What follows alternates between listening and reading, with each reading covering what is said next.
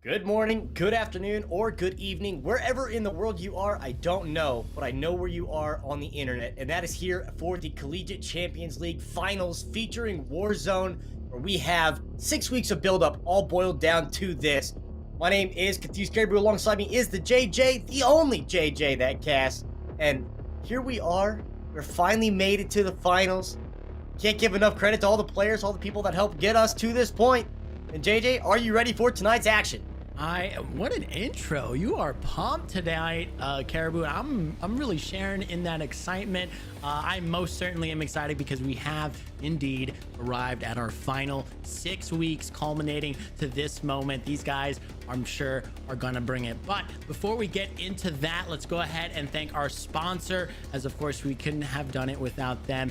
Esport Certified, of course, your one-stop gaming gear destination, exclusive for the university and college students. They've got some of your top premier esports brands like Razer, SteelSeries, HyperX, and more at an epic discount. So go check them out at esportcertified.com. But now let's take a moment to talk about how the format is going to be different this week here in our finals. That is a huge conversation to have in the sense that this is going to be different than where we were for all of our qualifiers. To go into this point, we've been in custom matchmaking all the way from start to finish to get these teams here tonight.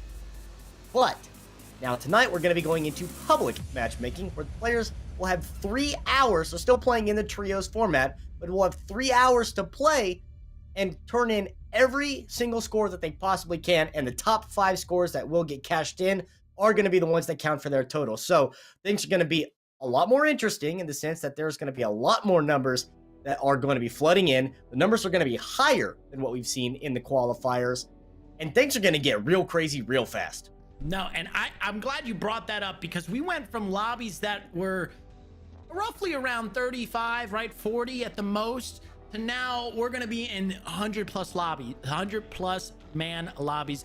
And that's going to be exciting, because now we really get to see our fraggers shine, right? We really are going to have an opportunity to see these guys W key, to really pull out 10, 15, 20 kill games casually, because they're going to pump stomp, right? Obviously you might get paired with some try hards, but of course you're going to get your fair share of casuals. So kill race tournaments like this, where you're in a public lobby and in the final, no less, it is going to be absolutely mayhem, chaos, but I love it. It's the kind of final you want to see for these guys to truly test their mettle and their worth, I think.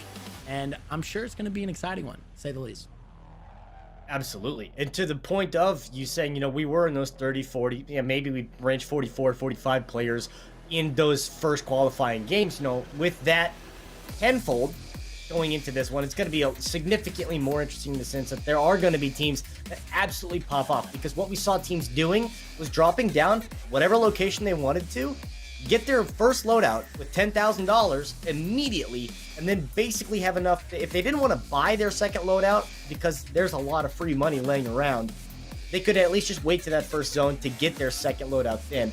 And now you're going to have these contested drops. You're going to see teams that are going to lose these 50-50s off of the drop, and you're going to see players that have to slow down that early game play, because of the fact that now in this format, it's like you're playing normal Warzone. You're going to have to be a little more patient and make sure that your early game is set up to cash in on as efficient of a late game as you possibly can. I couldn't agree more, Caribou. And I think too that now it's going to test really even more how much of a communicative team you have, because now you're going to have to rely a lot on your eyes and ears and being able to make quick decisions on the fly, or in public matches where anything is possible, anything can happen. You can find somewhere everywhere, right? So if you're not checking your corners, if you're not disciplined, right, you're gonna be had, you're gonna be found, right? And that's not what these guys want in a kill race tournament like this. Time is precious in a kill race like this one, so you can't waste time. You should be running it as quickly as possible, in my opinion. You should be dropping, you should be going fast, and hey, if this is the lobby, you can go the distance, get the victory, and get that extra plus 25, great. But if not, then you should just go next, because it would make no sense to really try to go for any other strategy. I mean, this is the tried and true method to win kill races, or kill race tournaments, that is. So let's see what they do. Going to be going straight in already, starting out as you see the 4-bot to see who is going to be starting out with this one and what methods they will be employing for their strategies. $3,000 on the line here tonight. First place walking away with 12 of those stacks. And certainly going to be seeing some good competition in this one. Already seeing some players with their loadouts here.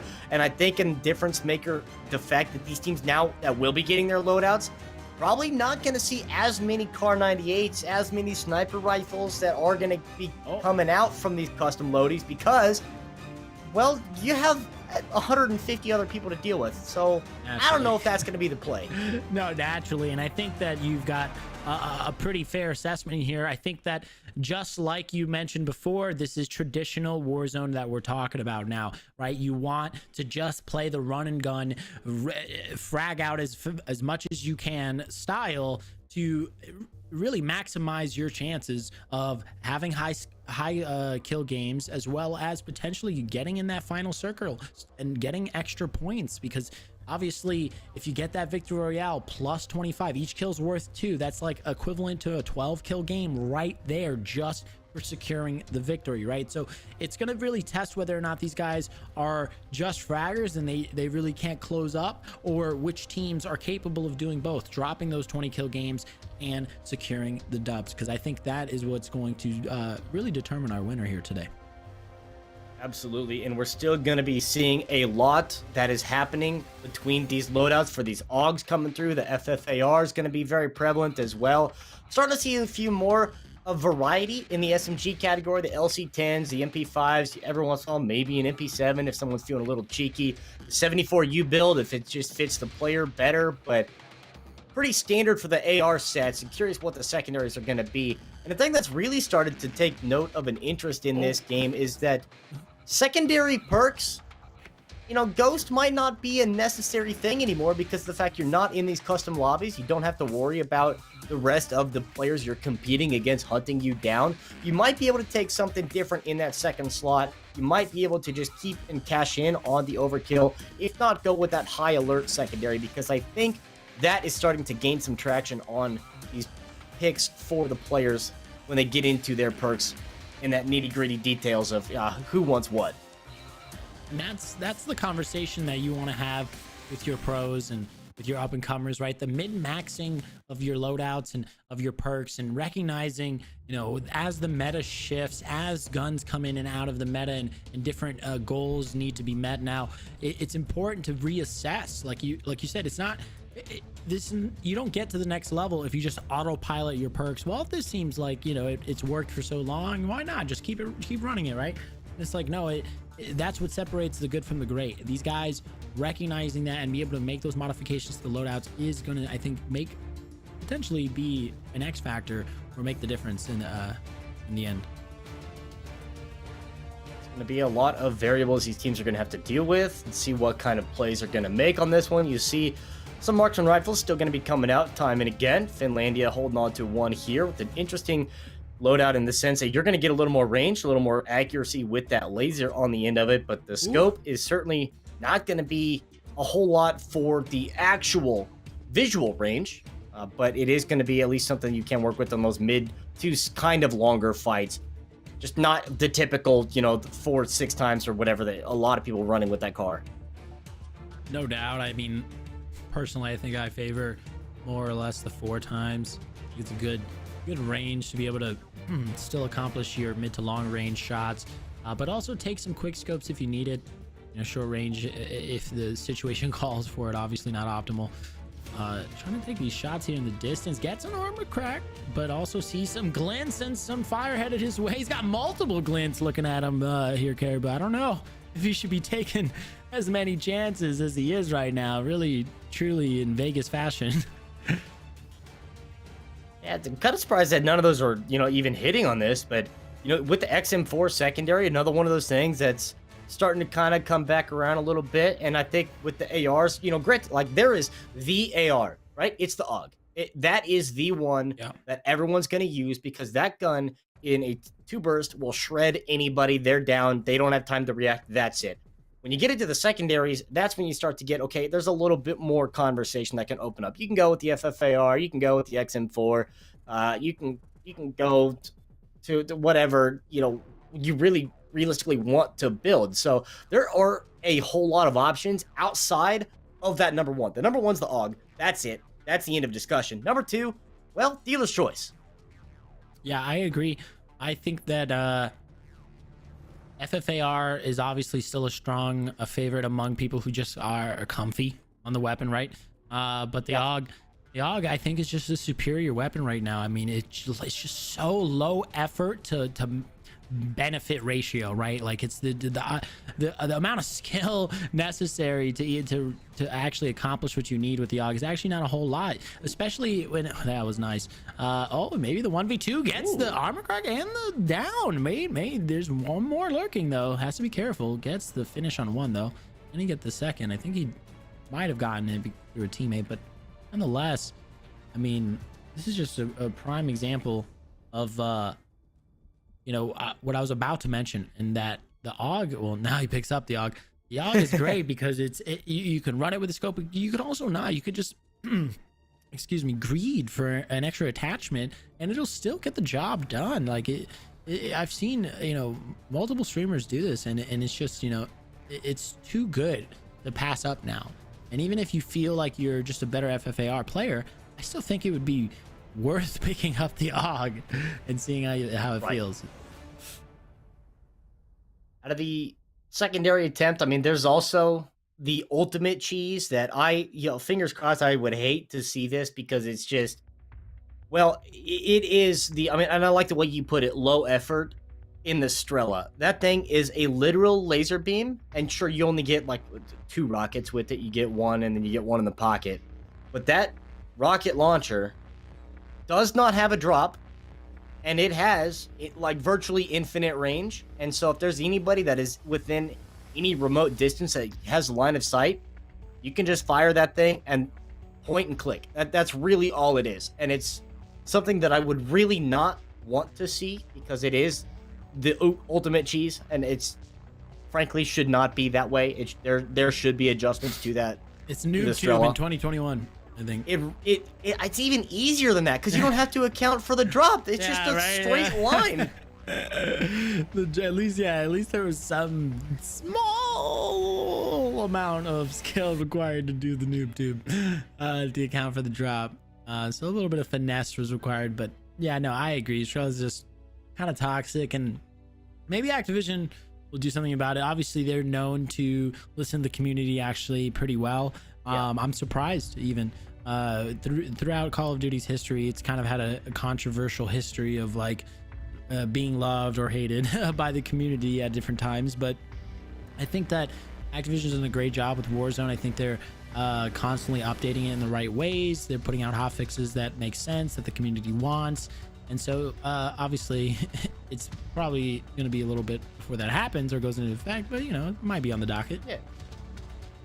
And there's a lot that is still, you know, in works, and I think that's one of the conversations about the current season, in the sense that it's rather lackluster, and the change, like, oh no, the zombies went from the boat to the hospital, and then what? Well, that's it. That's all that happened. All right, cool.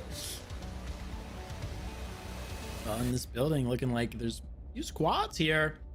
Might be in trouble, as we have Tonic Voids here on your screen. Pulls out the heartbeat, sees two of them. Will he actually be able to take this engagement? He has some teammates near him. Not sure what they're communicating, but obviously probably thinking about whether or not they actually want to take this engagement, but also doing what they with most good Warzone players do, and just kind of keeping eyes on the building and surrounding it, but does get a bit of fire sent his way, as well as some grenades. It's a tough fight as well. And I think I like what they tried to do. But yeah, and that's exactly, I like what they tried to do, to send the player over to the other rooftop to be able to try to counter it. But yeah, he ended up getting down. And all of a sudden you're under a little bit of pressure. Iconic is down low. And then you have another team that's across in apartments that is shooting at you. This is a rock and hard place, frankly. It's not going to be an easy fight for these guys to take. No doubt. And rightfully so, watching this door like a hawk as it opens, and here open sesame gets the down, I think, but we did get a switch to POV now. Grenades coming in left and right, so gonna have to swiftly exit the second floor, and onto the floor we go. I'm just gonna hold this angle. Oh, and there he goes. Yeah, that was all she wrote. Quick little one and done out the window. That MAC-10 is just another one of those things that one of the SMGs that I forgot to mention, honestly. And how could I? Because that is, you know, one of the ones that most people are running is that MAC-10 SMG for that secondary. But you know, I think this is a point of I can't believe, honestly, more people aren't running the LC-10. I think it's been out long enough that there should be ample time where people have figured out the attachments that they want. And that is a viable weapon. It has an incredibly fast fire rate with a super low time to kill. I think it is undervalued and underappreciated. And I think as soon as this dual AR, the AUG +1 meta is out the window, however long it takes for the AUG to get hit and get nerfed down with the damage per burst or damage over range, I think that is probably going to be something we start to see a little more variety in with that SMG to come through. And I can't wait for it. Not that I want to be stuffed by like one of 15 play? SMGs. I mean, I love SMG plays. Oh my I love goodness. It. You like turning on a dime, like turning a corner and just obliterating somebody.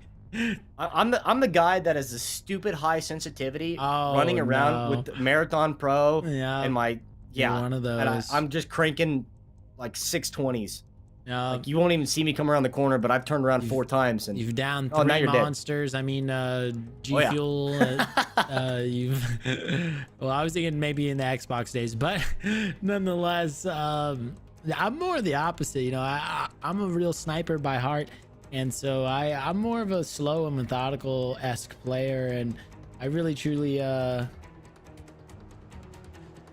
just like to take my time and line up my shot, because I'm a more of a low sense player, and so I will be very precise and accurate with my shot, but yeah, I'm not gonna necessarily be able to flick 180s like crazy like some of these other guys. Here we go.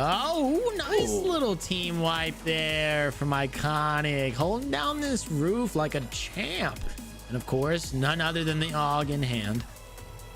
Right.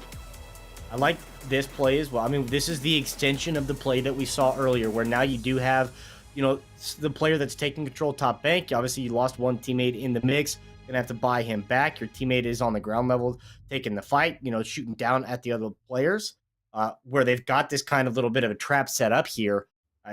Still not an easy fight, because they're just trying to flush these players out of this, and they're not really getting a lot more than they are just using their own resources. But the sense that they are getting themselves to a position now where they can contest this, but that red smoke is concerning, because they are going to be able to claim that as soon as they do pop up and get in, but they're not going to be able to get it from the inside. So that's the dangerous point.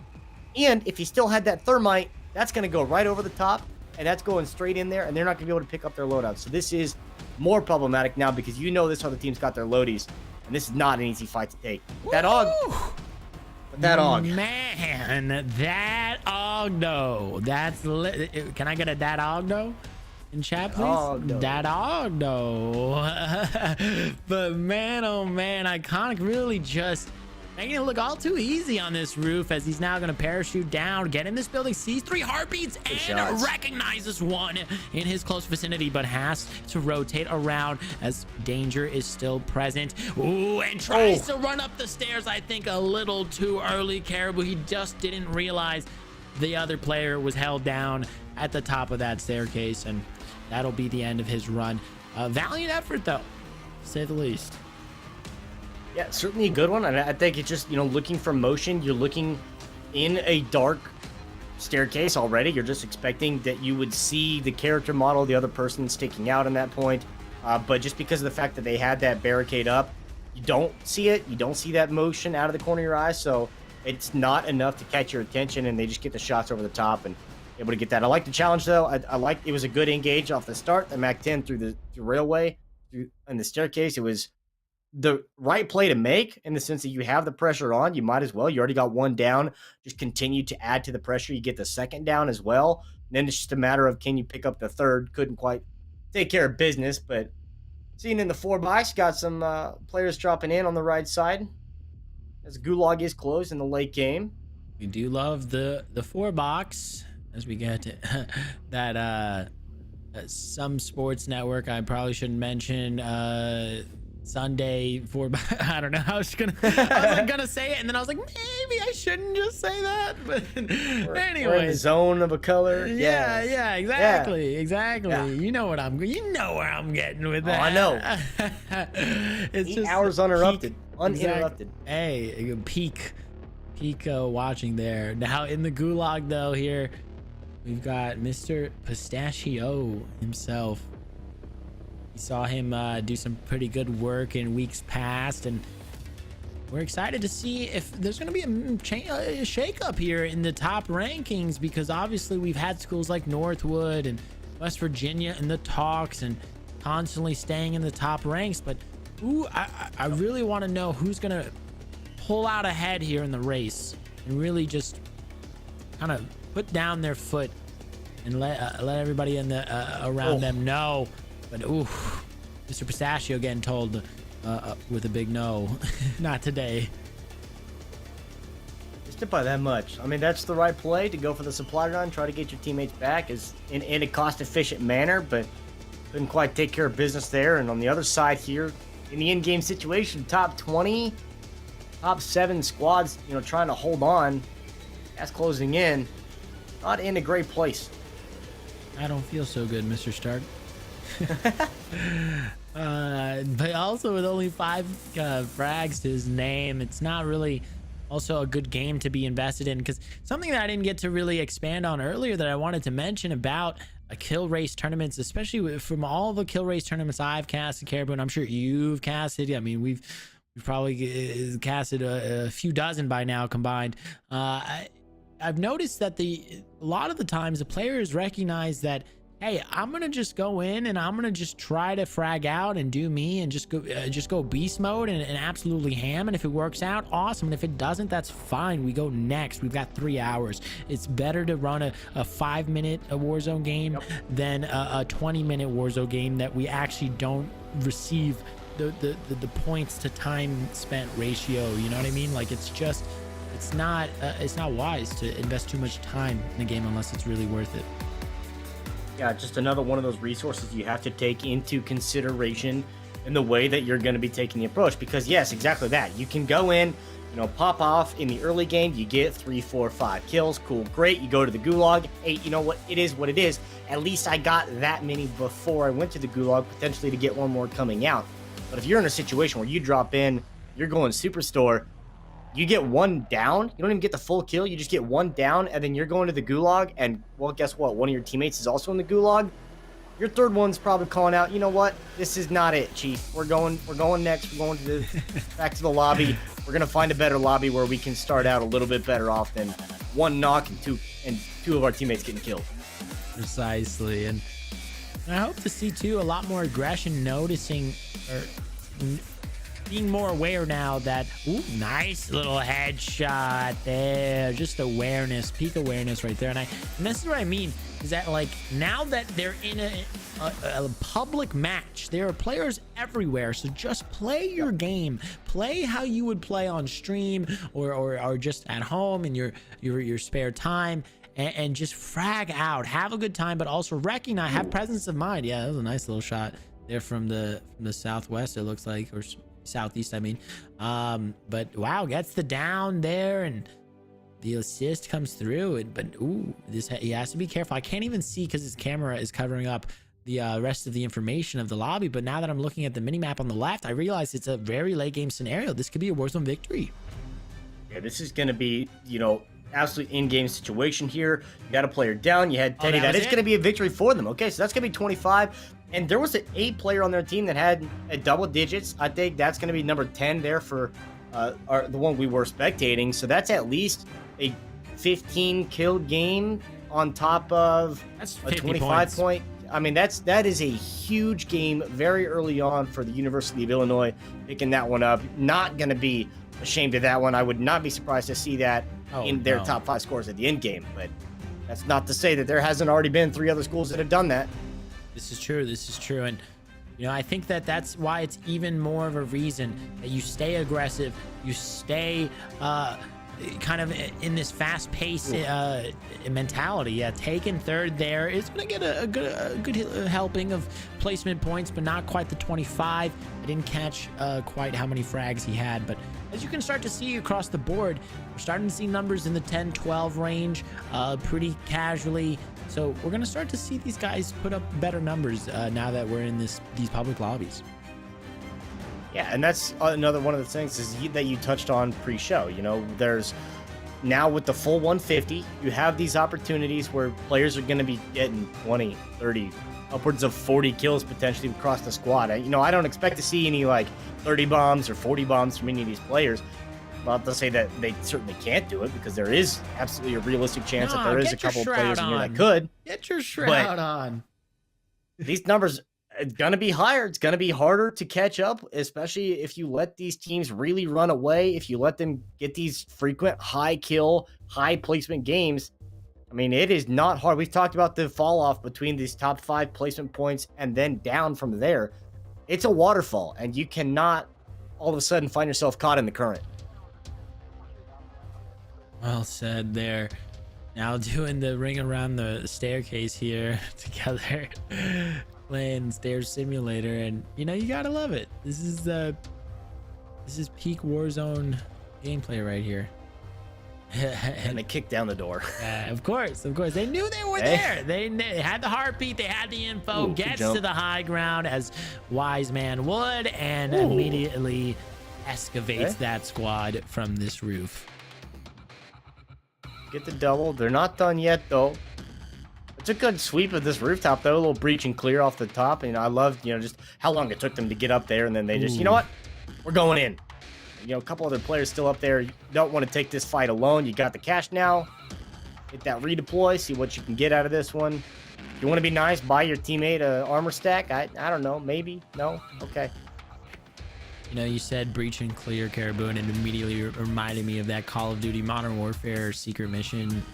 Or was it a secret mission or just like an endgame mission where you were like in the plane and you had to like breach the plane and like in a certain amount of time and take everyone out, and it was like the Mile High Club. It's a great mission. Yeah. Oh my goodness, it was for the Mile High Club achievement, I think, and yeah, it's a great mission. It's just vintage Call of Duty right there. I love it. And here we go. Just immediately gets to his teammate, gets the down, and is gonna immediately get the res after. Yeah, Northwood coming back in on this side.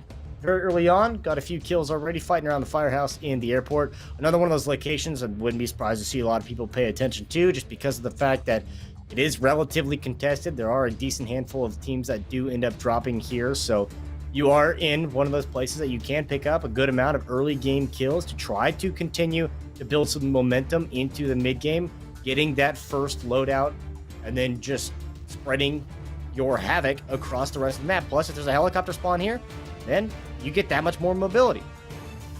And that's always a W. Agreed. Mobility is kind of the biggest W in any sort of Warzone game. I mean, mobility is king in the battle royale genre as a whole, and I think that these guys have mastered the art of the chopper. I mean, these guys know how to abuse it, to get around, to have multiple choppers and birds in the sky. Sometimes they also use the SUVs as much as possible, as well as the Berthas. Yeah, I can't hold on. I just noticed that my mini map was being blocked a little bit, but yeah, this circle's collapsing so much, and he does have the gas mask, but is trying to find the reprieve and realizes it's just a bit far away. Yeah, it's not going to be at all possible. Gets it down, though. He might actually be able to get 2 kills. He does before getting down, but is his teammate going to make it out? He does, I believe. He's not going to make it. His teammate will. He won't. He will not, but look at those kill counts. Did you see those kill counts? 29, 12, 41, and they're in a top 3 situation. That's a pretty good score that they're about ready to post up. 1000% agree. And now as we take a look back at the Northwood boys, doing what they do best. They're actually in a brand new lobby, though, so with already 4 frags, things are looking kind of nice. I would expect these guys to pop off. These guys we interviewed in the past, and they are probably going to try to look to have some really big games today. Again, public matches really means that anything can happen, folks. You're going to have to keep an eye on the numbers as well, just to how fast, because that's another one of the conversations to have about, what you're experiencing in the lobbies, with how it's going for your team, whether or not you wasted all your gulags early, whether or not, you just didn't get the start that you wanted. I mean, this is a good start where you just get free fire off on a guy that is not paying attention, not playing the other rooftops. It's an easy one right there. But that's another thing. Looking at the numbers, I mean, time is a resource, as well as the kills, as well as everything that you put into the money you spend and the utility that you pick up along the way.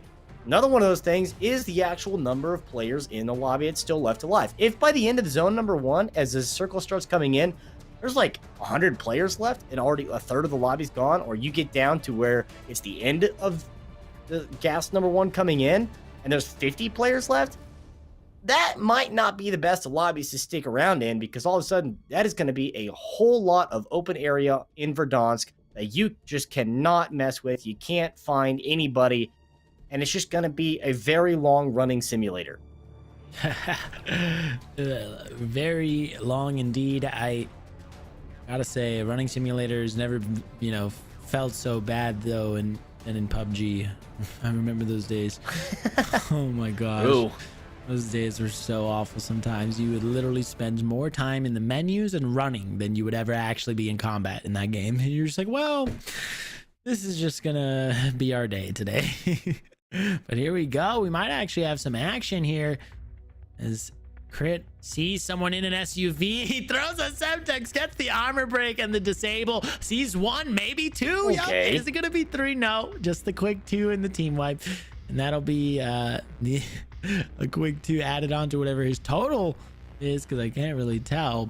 Maybe if he pushes tab for me, but as we go back to the 4-box, these guys, the University of Illinois, are looking like they've come to play today, Caribou. It certainly looks like they've learned their lesson from the last time we were spectating them last week, where Crit made a critical mistake and forgot to pull a shoot. See what you did so, yeah, little fall damage that we saw we spectated last week. That was Crit. They've learned their lesson. This guy. I'm sure they got in his ear. I'm sure they let him know. You gotta be kidding me. That's just a fatal error. Operational error is what I would say. But here you see him holding down the roof. He's keeping it held down. We like what we see. We always love some nice roof strongholds. Oh, I think he just popped up the tab there, and or the escape screen. I didn't even see it. There was a few though, only a few across the board for them. No double digits yet, from what I could see. So still seemingly like an early game here for them in Illinois. But across the board, we've got relatively small numbers. I mean, we've got just a couple kills here on Ottawa and Ball State, respectively, and Louisiana Tech. No kills here for them, at least on their spectated player. Of course, we can't tell you what the teammates may have, but also looking at the players left in lobby, still very, very early in this one. I still have a whole lot there. Gonna get the +1, turn the corner, make it 2, done and deal. Yeah, right as I say it. No caster Chris here. Right as I'm talking about him. That might be a caster blessing for them. I don't know, but yeah, being able to get at least a couple there, and I don't know if one of his teammates potentially had gotten that first down, so they still get credit for it, but only having the one on your name. But this is, as you said, an early game. You find out what they're gonna do, and hello, okay, surprise. Let's get a spoon feed them. Some fries, hard eyes, all rise. Remember that Vine? Oh, I love it. Oh, I miss Vine. Yeah, oh, gem. As we bring up the replay though from Louisiana Tech here, none other than our boy getting the double kill. It's always nice when you just get gifted, Yes. Just get gifted. We see the knife kill come through. Yes. The surgical. This is another thing I love to see, because it's so you talk about efficiency, right? You talk about efficiency with your funds on the UAVs you get, the airstrikes you get towards the end game, and how much you're able to hold on to with your loadouts, etc. You talk about time efficiency, the throwing knife is the way to go. You get that down, you don't have to worry about wasting any more bullets, and then all of a sudden maybe someone else is going to turn the corner and you have to reload or something like that. You don't have to worry about that, because you're just going to chuck the throwing knife and you're going to pick it right back up after you run over that dead body. That is min-maxing to the max, and that's what I like to see. I want to see more people do that, because there are people at the high-level Warzone competitive scene that use the throwing knife because it's faster, more reliable, and you don't have to worry about reloads. More of that, please. Thanks. Yeah. Thank you for coming to Caribou's TED Talk. Please make sure it's a public service announcement from here on forth. Use the throwing knife more.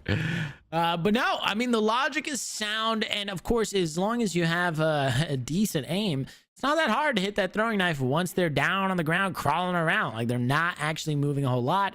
It just makes sense. But of course, it's not as comfortable to some, and of course, it's always been known as like the BM kind of utility. So it was always just like to style on your opponents. But I like it. I like that it's kind of starting to see a real meta gameplay, like you said, from the higher level Warzone players and the streamers and these guys who are winning the most tournaments. They know what they're doing. They're coming up with the most high level meta strats, and they're succeeding for a reason. And so looking to emulate them wherever possible is obviously the move. Yeah, that's you see what the rest of that team is going to do as they made their way over. You saw them pick up a bounty. There was a recon pretty close by as well, but in Ball State in a fight, players on top of the rooftop calling that airstrike, make sure you don't run into it yourself. But this is now going to be a team that they're going to be trying to flush out. And, well, you're already seeing the repercussions of that with 2 players down. That's not exactly the start you wanted. No, not at all. And he's might be able to get this res here on Iconic. Looks like that will be fine. But with one other member in the gulag already wasted, it's still relatively early. I feel like that gulag to be expired. With no guns in hand, really. I can't really tell. His camera kind of covers up his loadout, but probably doesn't have his loadouts or his perks or anything. So still a long way to go for him and his squad. Meanwhile, here on the other end, we've got Pistachio again, getting a free low kill. Like as you said, good flank. I think that's above you, my friend, or in front of you. He does find him inside the house, but yep, shots coming from up above the 2nd floor. Teammate does go down, tries to go for the res, but what? Why? Just why? You're gonna get you're not cracked, Mr. Pistachio, when you're not looking up above you and there's shots coming up above you. Seems like you probably would have expected that player didn't make the move from one side of the stairs to the other and didn't have line of sight. Plus, you got to deal with the player on the ground level as well. So it's one of those things where, yeah, back against wall, you know, your teammate that we saw get down from that 2nd level first, he's already almost thirsted. So you just like have to make a very quick decision. And I think that was probably the one that ended up getting them both killed. It was probably not the one you wanted to make, but critical moment there is just a little bit of panic. But switching back over to Illinois and Crate, you see the supply choppers inbound. A handful that will be popping up. See if they're going to make any prio on that, and I highly doubt it. So you really don't seem to have any necessity for that. Just looking for anyone that they're going to find on their rotation. Information. This 4x. Information is what I'm looking for right now, this late game, and also just once you've gotten to a point where you feel you're set up for success and you have your loadouts, you've got your perks, you know, you're riding around with your boys in a SUV with the trophy system, you're headhunting, you're just looking to catch some strays in your crosshairs and pump those numbers up, get those rookie numbers up, if you know what I mean. We'll ride through the park. All right, that's an easy one there. We'll drive by. That's not the DMR. That can't be the foul. No, that's the DMR foul. or the foul. No, that looks like the use foul. the foul? I believe that's the foul, my friend. What? I could be wrong. We're gonna get a replay for you because our wonderful production team is so wonderful. But yeah, that looks like the foul, my friend. Especially with that reload, I believe that's the confirmation. Unless I'm just big dumb. No, that is the foul. And a weapon I have not seen in a long time. Oh yeah, a weapon that I am always a proponent of. I love the foul. It's such a good gun. Huh? And I tried to use it. That's one of those weapons. It's like, I'm going to force this into the meta. And, you know, whether it makes sense or not, you know, back when it was like the XM4 meta in P5, like, it's like, you know what? I'm using the foul, by God, and it's going to work. And it didn't work for me ever, but I was convinced that I could make it happen. And, well, it never caught on. The DMR eventually came out and ruined my day, but I love seeing the semi-autos come out because, well, you haven't seen them since the DMR got kicked to the curb, and you especially never saw the foul. Yeah, that makes me very happy.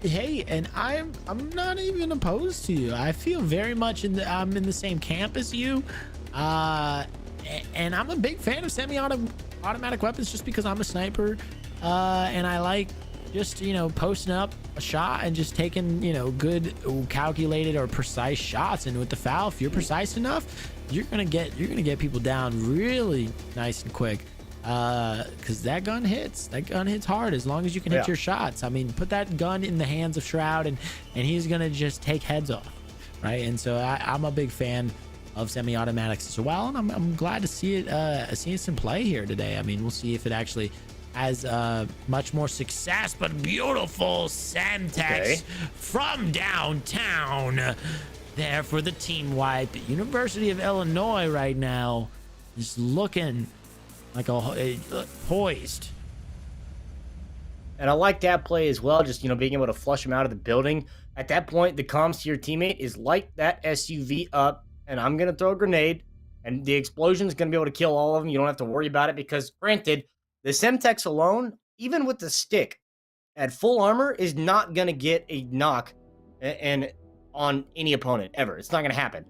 The only Thermite is the only one that will. I mean, and that's why I think Thermite is probably better comparatively. I think, especially because you get a little more range, it's a little more linear on the flight path of the projectile. But when you have something like that with the vehicle, it just, cargo boom, players go dead.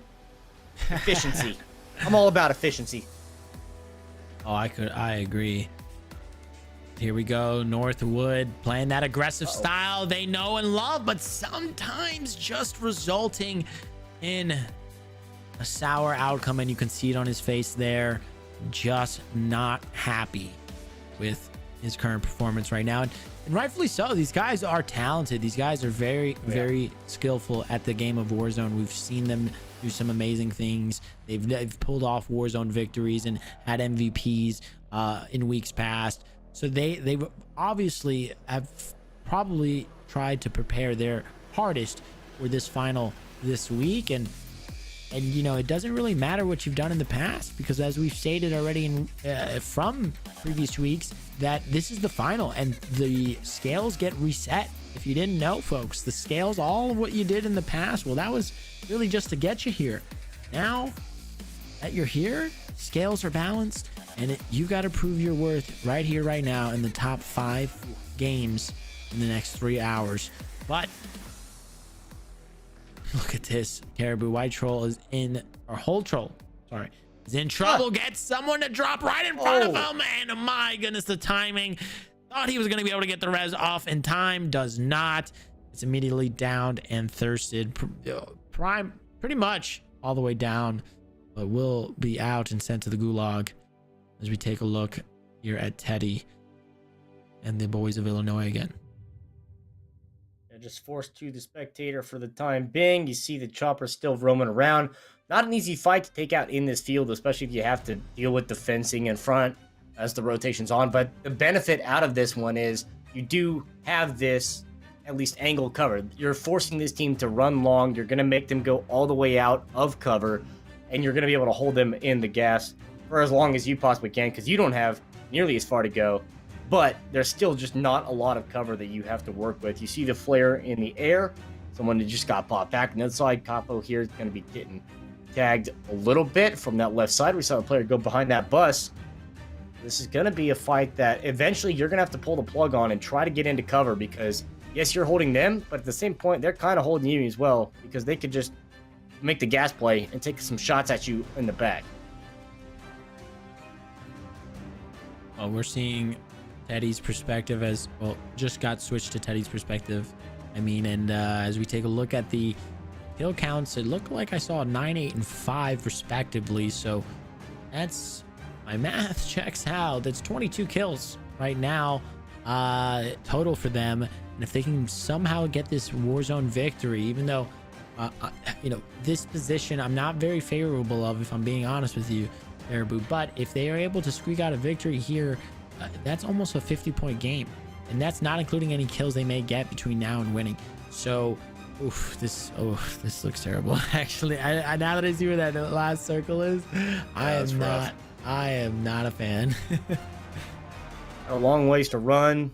Certainly have a lot to deal with once you do get up there. There's a lot of ridge lines up in the corner. You're gonna have to start to deal with the firehouse that's up there as well. So you can expect there's going to be a team sitting at the top of the fire station already watching everybody else. Going to be a very interesting rotation that they make in this one. But UTD as well, early game in the airport. You see a few pings. They know they're not alone here. 200 rounds in this magazine. These LMGs can do some damage. I want to let everybody know in chat that is watching, in about 10 minutes, we are going to be doing a giveaway, and all you have to do to enter is type Esport certified in the chat, and you will be automatically entered. And be very careful, not esports certified, Esport, no S at the end there. Certified. 2 words, and you should be answered in the giveaway, and we'll be announcing that giveaway in just about 10 minutes here. Nice little kill there, throwing the utility, getting the extra damage, but just doesn't notice the guy creeping up from behind. And well, that will mean that is you being sent to the gulag, my friend. And only 2 kills, $130 people left in the lobby. It's like, do you just go next? Do you bother wasting more time in this lobby? I just don't know, Caribou. This is why I'm the guy that talks about the games instead of plays the games. Matter of let your teammates decide. You know, just have that conversation amongst each other and decide what the move will be. And the same point to where Finlandia is right now is to conversations happening. Where are we going, boys? All right, where are we dropping? AJ, what's the answer? Where are we dropping? I'm gonna go probably with Super. I always like that's my place. Okay, always Super. Always Super. This is a good path forward. Ride or die for Super. This is a good path for Super. Let's see it. Let me see it. You won't. You won't. Good handful. Oh no. Oh, that zone's horrible. Oh my gosh. They're rolling the best zones out here, They're Caribou. going hospital? Oh no, don't do it. The Mad Lads. Oh, the actual Mad Lads. Here we go. On They're to the doing other it one. for the stream. They're doing it for the Vine. They're doing it for the stream, folks. Do it for the content. See what you can get out of that. See if you can get the chopper maybe first, but at least you get a self-revive and the RPD out of that one. Your teammate gets down. Well, maybe all of a sudden this wasn't the best play to make, but well, here you are. You've committed to it. It's done. Yeah, it's committed. It's all, you're all in. One of those things. It's like, yeah, it's the race to the chopper, but as soon as somebody hits that F key to get in, those blades start spinning. No, you're done. That's it. Going next. Oof, and it doesn't look like he actually won his gulag either, so that'll be the end of his run. And oh wait, no, it looks like they're getting a redeploy already on him. That's he must have just gotten a big stack of cash there. But meanwhile, let's go back over to this late game scenario that we are in for Northwood. Got 7 kills to his name, 11 other people remaining. Oh, does get down though, and isn't able to find the right shots. It's not over though yet. He still has teammates and Padre and Snatcher left, but can he crawl to safety?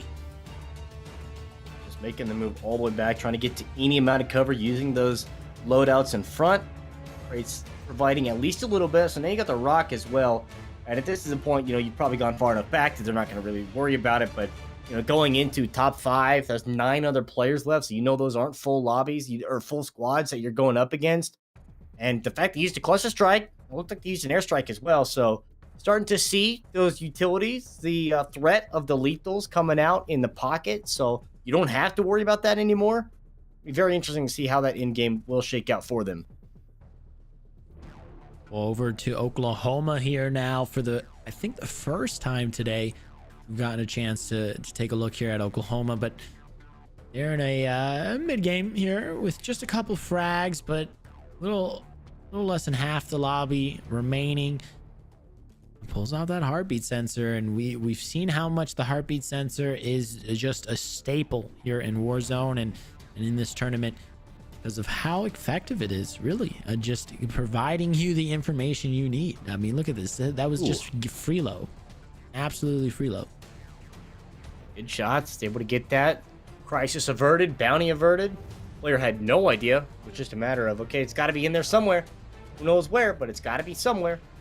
He's able to pick up that one. Makes it his 3rd. Lobby's dropping relatively quickly, at least. But the other side, Northwood, they closed it out. Okay. Let's go. Can I get some pogs in chat? Because Northwood bringing home a victory. This is big. Obviously, we didn't get to see what the total kill counts were. We might be able to get a chance here in a moment, in just a few seconds. But nonetheless, I mean, even if it's close to the 50-point game that was dropped earlier, we're starting to see some really big numbers be posted up really early on. We've still got a good part of 2 hours left here. Oh, there we go. There we got the numbers, Caribou. I believe I saw 24 plus 8 is 32. Plus the 25, that's 57. And double it kills Quick you 2 maths? points, so 64, Oh yeah, 25. yeah. My bad. 89. My maths was actually bad because it's not quick math, and I forgot. You're not wrong, to but multiply by 2. double one of them. Yeah, that's a great game there for Northwood. And, after saying, like you were talking about earlier, we've seen MVP performances. We saw them playing very well. I believe it was week 2 of qualifiers, if not week 3, one or the other, where they just absolutely came out, kind of rolled the competition. They were a team that's been top 5 in the eliminations from beginning to end up to this point in into the grand finals. So it's really not surprising at all to see that trio really putting in some work. Very exciting stuff here, and today obviously being the final, I want it to be the most exciting. I want to see the go big or go home plays. Oh, bottom left corner of our 4 box, he's gonna go down from that long shot, holding down the roof. Ooh, bottom right, actually bottom left is where we're going here, as Iconic is now on your screen. It takes out the final member of what looks like that team, and that was a beautiful, just a textbook swing there. And this is what we've started to already see from Iconic, just really good consistent textbook play as we get the replay here, the jump shots, just the bunny hops. Ends up with the collateral at the end of it, just the sense of having the double kill. So, being able to pick up, clutch up in the time where your team needs you to do some work, and share the love, share the load, see what you can, is probably going to see them pick up their loadout here relatively soon. But I do like the sense of, what you saw right there.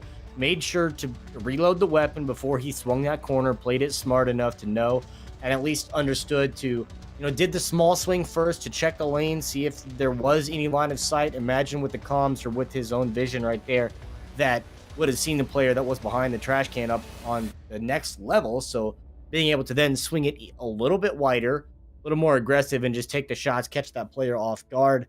Really well played right there by Iconic. This team has been they've made very smart plays very consistently so far, and we're only an hour in, so this is definitely a good sign here for that team. Well, Ball State looking very, very good, being led by Iconic there. And now Minnesota State here on top this roof, and gets a very casual down as we're taking a look down the staircase to see if any more would like to come on up. The answer to that is no.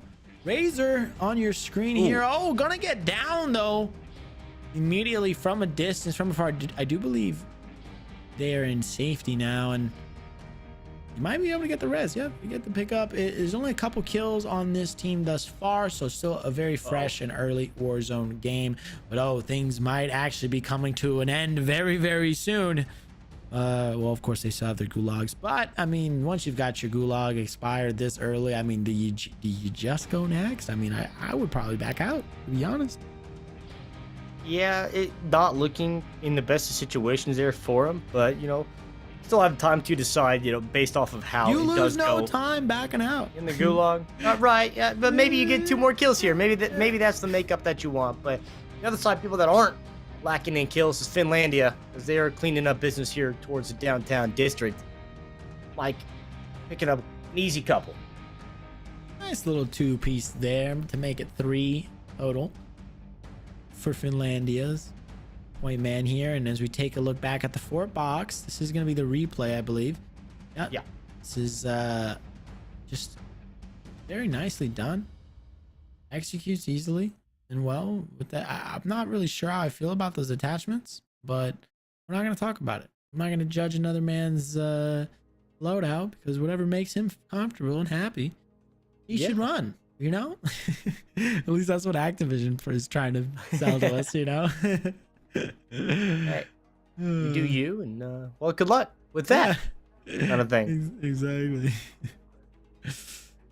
Well, just a reminder, guys, we are going to be doing that giveaway very, very shortly. And then immediately right after that giveaway, we will be doing a short break from the action, but stay tuned, as that giveaway is going to be for a very nice headset. So Very exciting stuff Ooh. here. Speaking of exciting, what a crazy long shot there. Roof to roof, skyscraper to skyscraper. Finds the down. Probably not going to actually get the kill because, you know, probably as a teammate going to get that guy back up. But still, it's a flex. It's a highlight play. Throw it in the reel. Yeah. That's the power of the Tundra. In case you didn't know. People doubt it. They don't think it's worthwhile. They think it's the worst of the snipers. But let me tell you, point and click right there. Boom, boom. You're done. That's it. Sure, you didn't get the full kill because, yeah, as you said, his teammate's up there. But if he had an airstrike, the Tundra. Okay, well, now you just called in the airstrike and you just got a double kill. Exactly. So that's the Tundra, baby. Tundra. Why do I sound like we're trying to sell a car right now? like a car commercial. This is absolutely a commercial for a truck. Yeah, exactly. Just I shouldn't have said car. Absolutely a truck commercial. Back over to the 4-box we go. Northwood on your top left, Louisiana Tech on your top right, and Oklahoma as well as Finlandia on the bottom here. And these are good. These 4 squads here have been showing some good stuff thus far early on, so it's nice. Our observers giving us these looks. But yeah, speaking of looks, you just didn't see what was coming around the corner, and he gets taken out. But you know what did come around the corner, Caribou, and has now arrived? Our break. That's right, ladies and gentlemen. We will be back in just a few moments with more AVGL Collegiate Champions League. Don't go anywhere.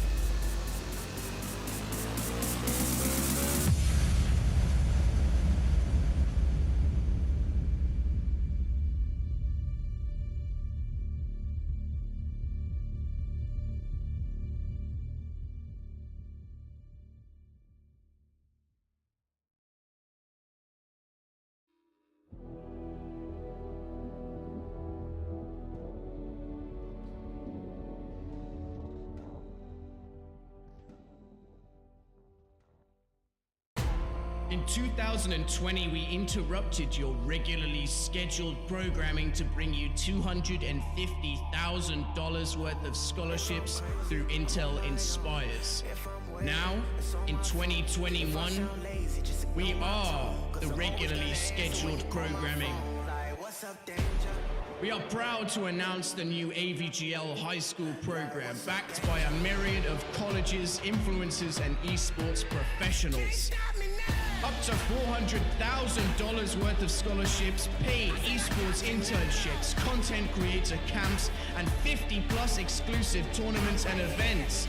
We know the ropes, and after the experience granted to us through Intel Inspires, we're no longer tying knots, we're tying bows. Because esports isn't about skill, it's not about age, it's not even about experience, it's about attitude. And we at the AVGL are dedicated to bringing that attitude from the vault of the esports corporations and into your classroom. If there's one thing we've learned from a year at the forefront of collegiate esports, it's that professional gaming doesn't start with us. It starts with you.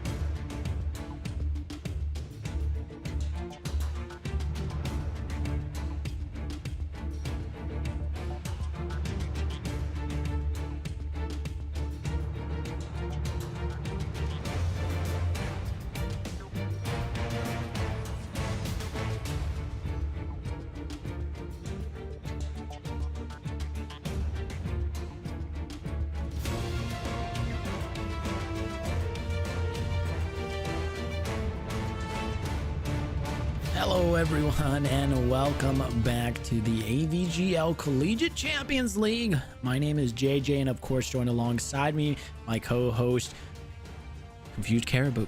How you doing on this final day of our league here?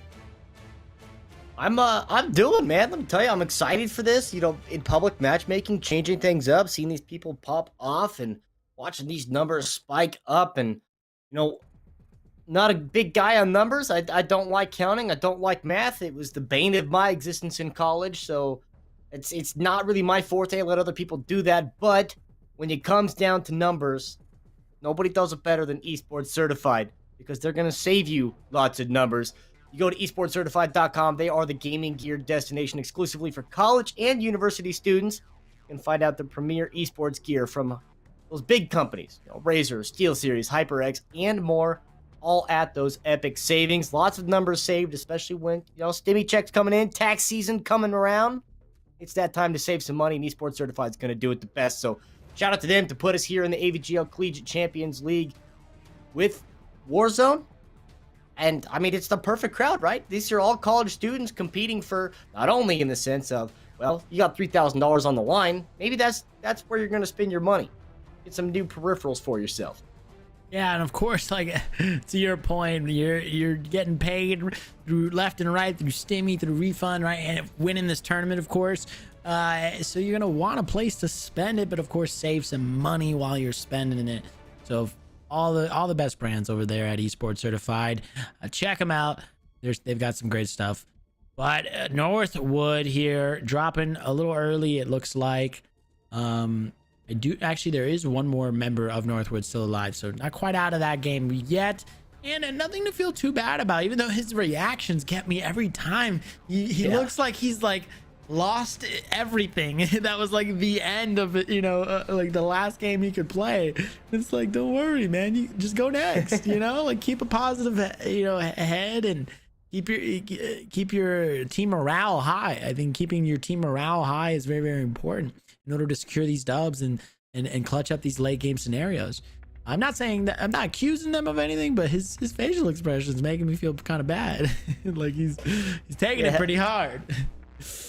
Yeah, just a little bit of tilt, a little frustration there. But like you said, yeah, all kinds of time. Just go next, right? We're in a 3-hour public matchmaking competition. We're just over an hour into this one. So, and we've seen them put up a couple of pretty good scores. So, you know, they don't have a whole lot that they really have to bow their heads at. They still have plenty of time to make up some more scores and continue some repeated performances. We check in with Louisiana Tech here, who it is all up to hold Troll in the end game. It is a 1v5 between two other squads, so a 3v2v1 here for Troll. You can't be too troll about this. Nice one. I see you, Caribou. But now, as we take a look at Potomac, here we are looking at Valley. It's a late game scenario. This is it. This is do or die, and we're getting a redeploy somehow in this late game scenario. Just, I believe, 8 other players remaining, 4 other squads. So that's got to be 2-player squads, not in each one. So no full squads available. You're the only full squad left. This is a dub right here. I'm feeling it. It's got to be. Oh no, Caster. That's not your teammate. Oh, did I say that wrong? Potomac? Did I say Potomac? Lol. Oh my goodness! I literally said Potomac instead of Potomac. I'm so sorry to the Potomac boys. I didn't even catch it. I am so sorry. I feel so bad. It's like the river. For some reason, I'll be honest. Okay, can I explain? Can I at least explain? I thought this was his use. We were like looking at this person's perspective, and that was his username. And then I quickly realized it wasn't, and then I'm like, well, I hope I said that correctly. And then I realized very swiftly I did not. But here we are, Potomac in the late game situation, and gets another redeploy. We got already one down. Things are looking bleak because you're not going to drop with much, but if you can get to your loadout, if it's in a relatively safe place, maybe it's still winnable. I don't know, but let's take a look at how Ottawa's doing. And I said this one correctly. I know that. Ottawa. Or no, is it? Oh, it's man. man. No, I'm messing with you. I know. And also, I would imagine, let's see if I'm really good. This is the Ottawa that's in Idaho, right? This isn't Canada. There's too many Ottawas. I'm pretty sure there's it's Ottawa from Idaho. I could be wrong though. Fact check me. Somebody in chat let me know. But nonetheless, we've got another relatively late game scenario on our hands. These guys down to the final or just about the top 25, but our observers feel like, hey, check out Iconic real quick and the Ball State boys. These guys are looking like they might get a few more frags and some action right here as Iconic busts through the door, gets the down, gets the team wipe. That'll be 2 to start this one off for him. It's a good start right there. Fairly on, as you said, we've seen Iconic and company do a lot very successfully. Had some good plays, some smart plays in their moves. So looking to see if they can continue that one. But Ottawa, all of a sudden you see Captain Crew here. Got a couple down right in front. Pick up one more on top.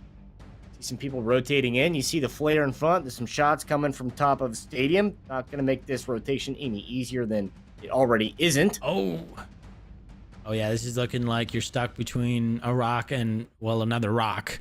Because no matter which way you try to exit right now, he's got sideline on both. But this is actually a good decision. Just counter, retaliate some fire, but you got to hit your shots. Gets the armor break, but just a little too late. Gonna try to go for the self-res, but it's just not gonna happen, Captain. And that'll be the end of his road there. But over to Keen here now.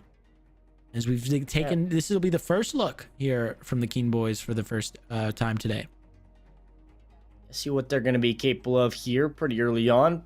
A third of the lobby gone and a couple of kills under the belt already. Wagyu getting shot at as well, so looking to hopefully find something. It is so good. I got distracted for a second by the food. Yeah, same, dude. I'm starving and I'm like, man, this guy's has to have the food username, really, bro. Especially something as mouth-watering as Wagyu beef. Like, come on, man. Top notch. Oh, Minnesota State though now on just gonna get taken down. And I mean, are they wearing the mask for just funsies? Because, like, I'll be honest with you, I have to wear the mask all the time so much that if I have an opportunity to not wear a mask, I'm not wearing the mask. Like, unless I'm required, well, I don't want to wear this thing. I'm over it. It's been a year. I'd wager they're probably at their school, you know, playing, because that's another one of the really cool things I think that Scholastic Esports is starting to do, is they're starting to actually allocate space for these guys to play. And it's awesome to see that. Fair enough. Wow. You know, I totally agree. I didn't realize that we were at that stage yet. And I also, you know, figured most of the, from what I could see from other player cams, I figured most of these players were at home. But still, that's actually, I take it all back. That's awesome. That's Pog. Oh my gosh, speaking of Pog though, look at this. Tricky. Yeah, look at this situation. Look at this late game circle in the stadium with so many angles to watch out for and be careful of. Oh, my heart goes out to these guys. Know there's someone on top, and that's why they called the airstrike in, to try to at least flush them out. But it's still a pretty large circle to work with. You just fingers crossed that this is going to go your way. Oh, it's not. Oh no, you got to go across the field. It's okay if you hit the shot. No, you're not going to get it. So now the race is on.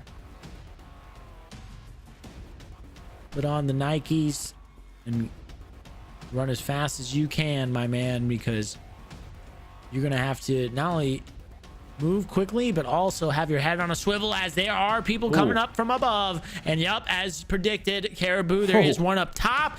And thankfully his boys got his back and shot down the enemy close by, but still more gunfire coming from up above, and he's gonna be shot like a bird out of sky, I imagine. No, you gotta hit these shots. You gotta hit these shots. No, but it's okay. We get the shots on the ground though, but do not lose sight of all around you. You get the live pings. You see them on the left side. They're littered all all throughout the stadium as we predicted. But this is the moment. There is just a few more players left, and that was it. Actually, the Warzone victory is going to come in for Ottawa.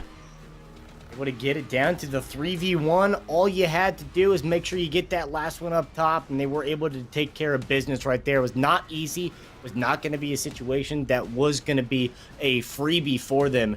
They absolutely had to earn that Warzone victory, and they did. So that is huge for them. 25 points, regardless of how you earn it, whether it be through kills or through placement. End of the day, that is going to be a good game they're going to want to hold on to.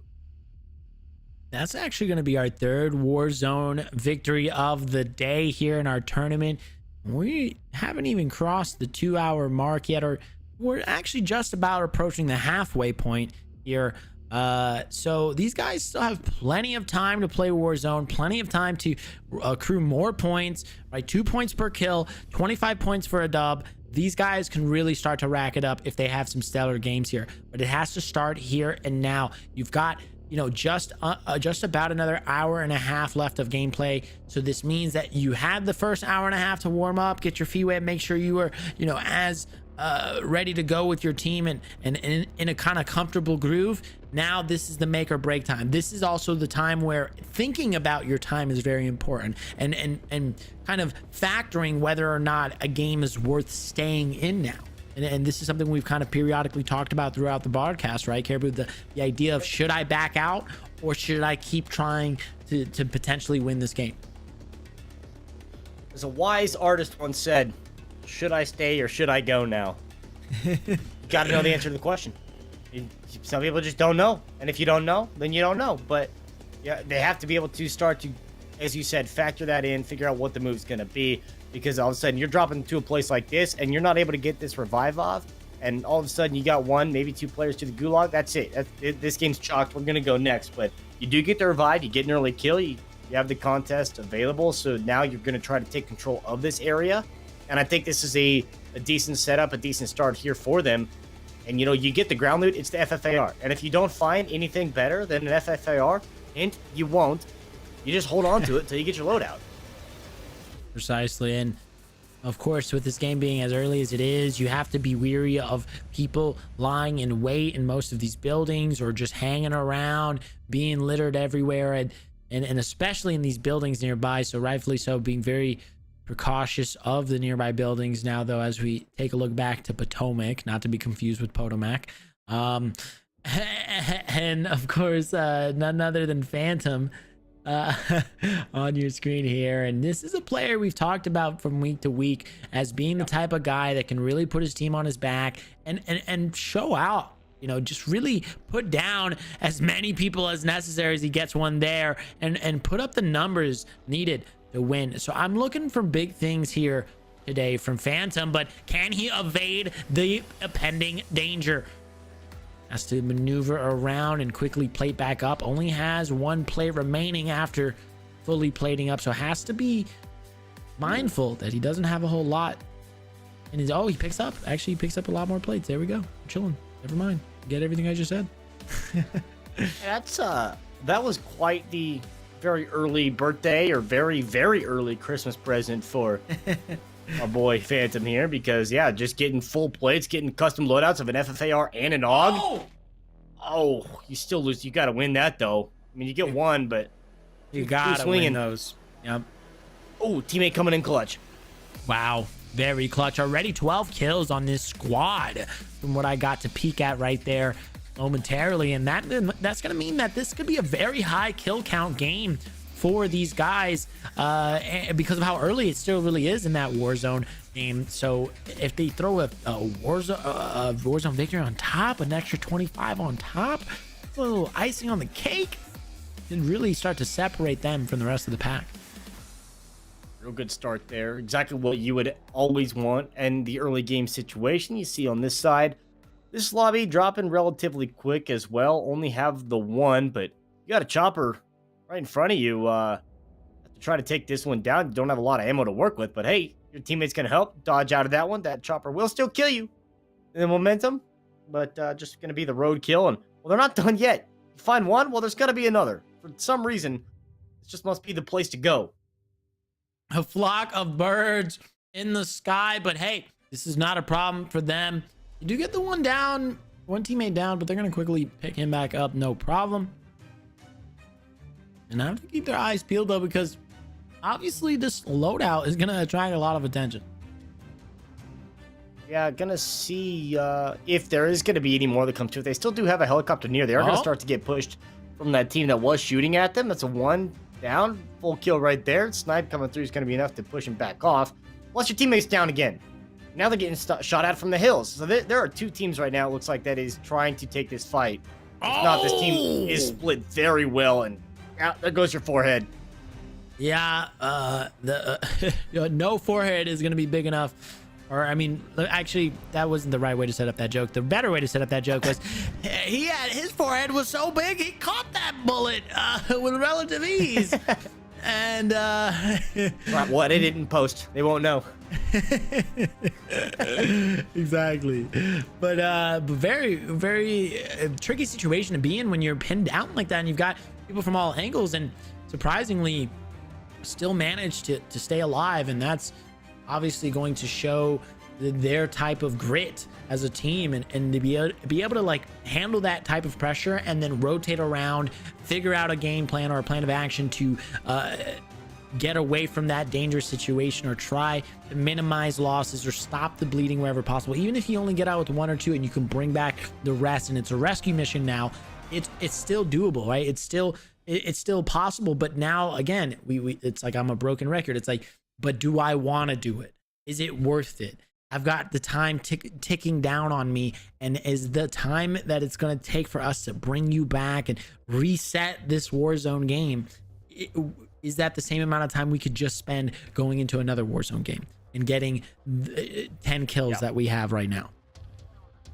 It's really, it's an IGL kind of question and answer that really kind of makes the leader who they are and whether or not they're a good one or a great one.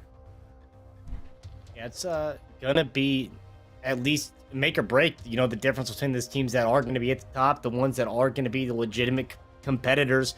You're trying to walk away with the majority of that $3,000 prize pool, and you know, if those that just can't hack it, well, then they're not going to be walking out with that 12 hundo. So it's just a difference maker between A and B. But you know, a lot of these teams that we're seeing on screen right now have been doing pretty well with the choices they've made, with the fact that they've been able to perform pretty consistently, pretty efficiently in the early games and get a decent amount of kills. And yeah, as you said, we've seen 3 Warzone victories on screen, but I am sure that all of these teams have certainly cashed in pretty well with what we haven't seen on stream.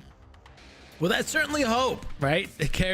I really want to see high point totals from these teams and really make it a tight race, because then that makes it more exciting and it also makes it feel a lot more well-deserved and it'll, I think, give a lot of these guys the feeling of walking away from this tournament like, wow, that was, even if we didn't win, we grew a lot as a team from this. We were able to sharpen our steel, so to speak, from, you know, the metal of those around us, and we're going to be a better, stronger team because of it. So either way, there really is no losing here in this one. But speaking of winning, actually, instead, it looked like that player was following the winning strat of old Caribou with the ballistic knife. It works, man. It's just a quick 1-2. You're done. All right, cool. Moving on. Let's get the next. This is the other burst rifle that made a brief appearance prior to the dominance of the AUG in this and the M16. You'll still see a handful of players using this from time to time, although inherently the AUG is just better. It's just built different, and it's, for whatever reason, the M16 just dropped off. And it's not that, from my recollection, I don't think the M16 actually got hit with any nerfs. It was just all of a sudden overnight, and this is how it always goes with Warzone. Overnight, one content creator, one person that plays Warzone for 12 hours a day found an attachment collaboration that made the AUG what it is, and then it's wildfire and it spreads. And here we are, and it's out of control. No doubt. And it's almost like the AUG has stopping power rounds by default, right? Like it just has them in every rad in their magazine. I mean, this gun just rips through people and rips through armor. So especially when decked out correctly with all of the attachments. So I think that outside of circumstances where you just can't get a loadout, it just needs to be auged for the win. And like you said, the burst rifle game is okay. I'm sorry, with the M16 it's okay, but it's not worth the trade-off if it's if there's better guns laying around, if there's an FFAR laying around. I mean, in my opinion, until you get your loadout, you should just be running an automatic weapon, maybe even an SMG, because you're running around, you're just looking for things, you're scavenging, so you want to be able to take those close range engagements. Yeah, and that's a point of also, yes, it makes sense, but there's also that level of comfort, and there's also that level of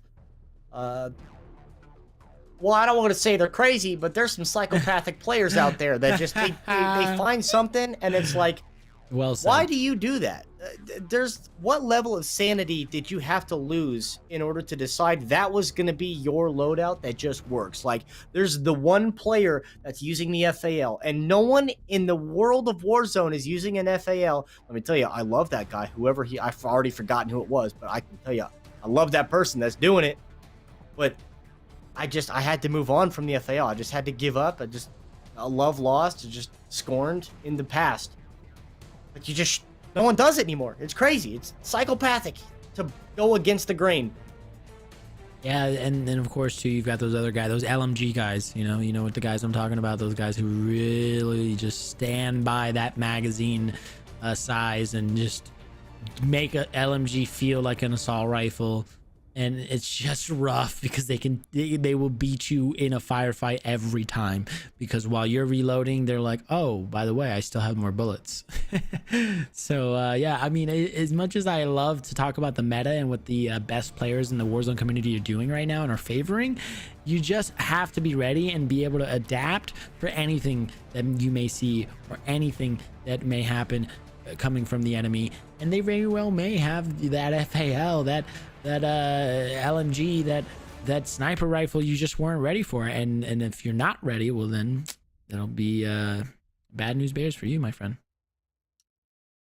I'm gonna play devil's advocate in this argument because there is a conversation to have about LMGs, and I think that the people using the LMGs right now are the contrarians that refuse to give in to the AR meta and where we're at, which I'm totally okay with. I'm totally fine with people taking out the Bruin because it's like a modified AR to become an LMG.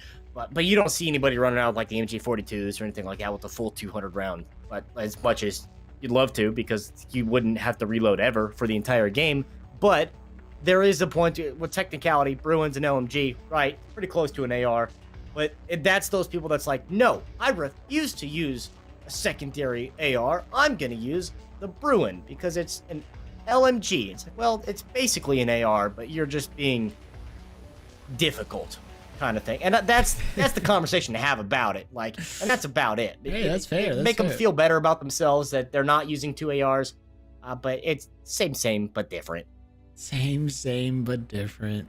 That's a fair. I feel like that's a fair assessment. I think that, yeah, at the end of the day, it's not gonna matter what you could be blue in your face telling somebody what is their best gun to use and what attachments they should use, and if they just don't feel like it, they're just gonna run whatever they want to run. I learned that one the hard way. I used to tell one of my friends, he's a casual player and I'm kind of a filthy tryhard. This is what I want to see players run. Bring that grenade launcher back. Yeah, that's what I want. Oh, more of that. More of this. Not like this. Not like this. Let's bring back the one-man army noob tubes. Let's bring that back. Oh no, he's actually using it. It's not just for funsies. But yeah, it's always interesting too when you've got casual players. When you have casual players try to interact with competitive players, because you just like, you just have different mindsets, right? You have different mentalities, and of course the casual player is just trying to have fun, and the competitive players are like, but like, winning is fun. Like, you don't want to win. It's like, bro, I'm just trying to have fun. I'm just trying to, just like, you're like having an aneurysm because you just can't understand what this person is saying. Short circuiting. Yeah. It's like error 404, like, can't compute. Oh boy. All right. Now that I'm back on track, and I'm out of the mindset of the better weapons to use. Sticking with Illinois in the airport, they got a couple teams taking some shots at them. There's a lot of people that are below them. There's at least 2 different teams around them, and they're just getting as much info as they can, flying in circles. See what they can get out of this. They got 10,000 in the pocket. I figure this is the time to get that loady, and it is. Problem with this is I'm a little concerned that they just don't seem to have any armor. You just fingers crossed that there's someone else that has armor. Well, I guess they did find like 3 grand, so they're gonna buy a couple stacks of armor plates, I would assume. Share the love, share the load, hook your boys up, and now go take a fight. No, I've noticed, Caribou. I've realized a lot of these players are controller players. There aren't as many mouse and keyboard players as I anticipated in this tournament. A lot of these players are playing on controllers, and that's surprising for a lot of reasons, which we don't have to go into all of them right now, but it's still also cool to see too, to play on the other side of that argument. It's always exciting to see when people stick to their guns and try to compete at the highest of levels using a controller, because it's what makes them feel the most comfortable. Yeah, there is, I think, a decent amount of back and forth between the PC and keyboard mouse versus controller, because you can use controller on PC as well. But I think it is an interesting difference, because yes, there's a degree of aim assist, but it's not like a super insane amount where, like in Black Ops Cold War's multiplayer, where you're tracking a person through the wall and like I can't see them, but my aim assist can tell me I can see them, and well, now you're gonna die turning the corner and you're gonna think I got walls on, but it's just controllers, by the way. So I think in Warzone it is a difference maker. Okay, that poor player. They were just trying to float back in, man. Come on. He was just vibing. He was just hanging out. Full-blooded. But yeah, to your point. I think it's just a good balance. That's run around. Long story short. Yeah, no, I agree with you. As we take a look though at our 4-box here, lots of mayhem ensuing right now. Multiple people falling and multiple gulags being consumed here. And of course, we've got teams like University of Illinois and Landia on your screen, but it's like the observers don't like to go the direction I want to go. They're like, oh, you want to talk about Finlandia and Illinois? No, we're actually going to go talk about UTD instead. So here we go. No, I'm just kidding, folks. The observers are great, but yeah, a lot of loot there. And it's a 1v9 right now, because literal 1v9, because I don't think he's going to be able to get a teammate back in time. We'll see. Maybe. Actually, he's got a ton of money, actually. So, yeah. And there's a loadout nearby. Yeah, there's that building. I can only imagine there's already somebody in that building. Like, this is not going to be a free rotation. There's got to be someone staring at this. There's got to be someone nearby. No one on Heartbeat? Sure, but they probably got Ghost Cold-Blooded. They're just chilling in this building right now. This is just the quick run-up, quick buy, 1-2. Get them both. Full send. You have the cash, as you said, just to full send it. Bring your boys back. They're going to be able to get their loadouts. I think it's going to be just enough on the slow side of the gas that it's going to be okay. So this is pretty good. What a reset. Play. Yeah. Oh, no. Well, it's like it was a trap. Baited. It was a trap. You've activated my trap card. Not like this. Caribou, I'd be so upset. Yikes. Because you're like relishing that moment of success. Like, wow, guys, we actually like brought ourselves back into this late game scenario as a 3-man squad. Pog, like things are looking up for us, and then you just get annihilated as soon as you get boots to ground. Like that's a feels bad, man. Yeah, rough break. And I think at that point, take a lap around the loadout, just see what you can see, if anyone's going to shoot at you, and just know, okay, I got to lay down on this side. But this team, Finlandia, you're talking about them. They're in the in-game top 4 all three of them here. It's a 3v7 and 4 other squads, so certainly going to have a numbers advantage going in. This is a game that should be well within reach for this squad. Yeah, it's all going to be about how they play this position right now. Can be a bit precarious if they're not too careful and are just caught lackadaisically kind of walking around. They have got to keep their eyes peeled, and it looks like they're doing just that. And of course, going to have to communicate with live pings and the like to keep tabs on everyone. Oh, there's that RPG in hand. It's going to send one. Not going to get any hit markers there, so we're going to just switch back over to that rifle, assault rifle, but it looks like they're making the call to push. Yes. And oh yes, flanked. The flank came through. There's only 2 of them now being down, so it's all up to their last remaining player to try to clutch this victory up, or unless he's getting the res off. Oh no. Oh, he gets the res off.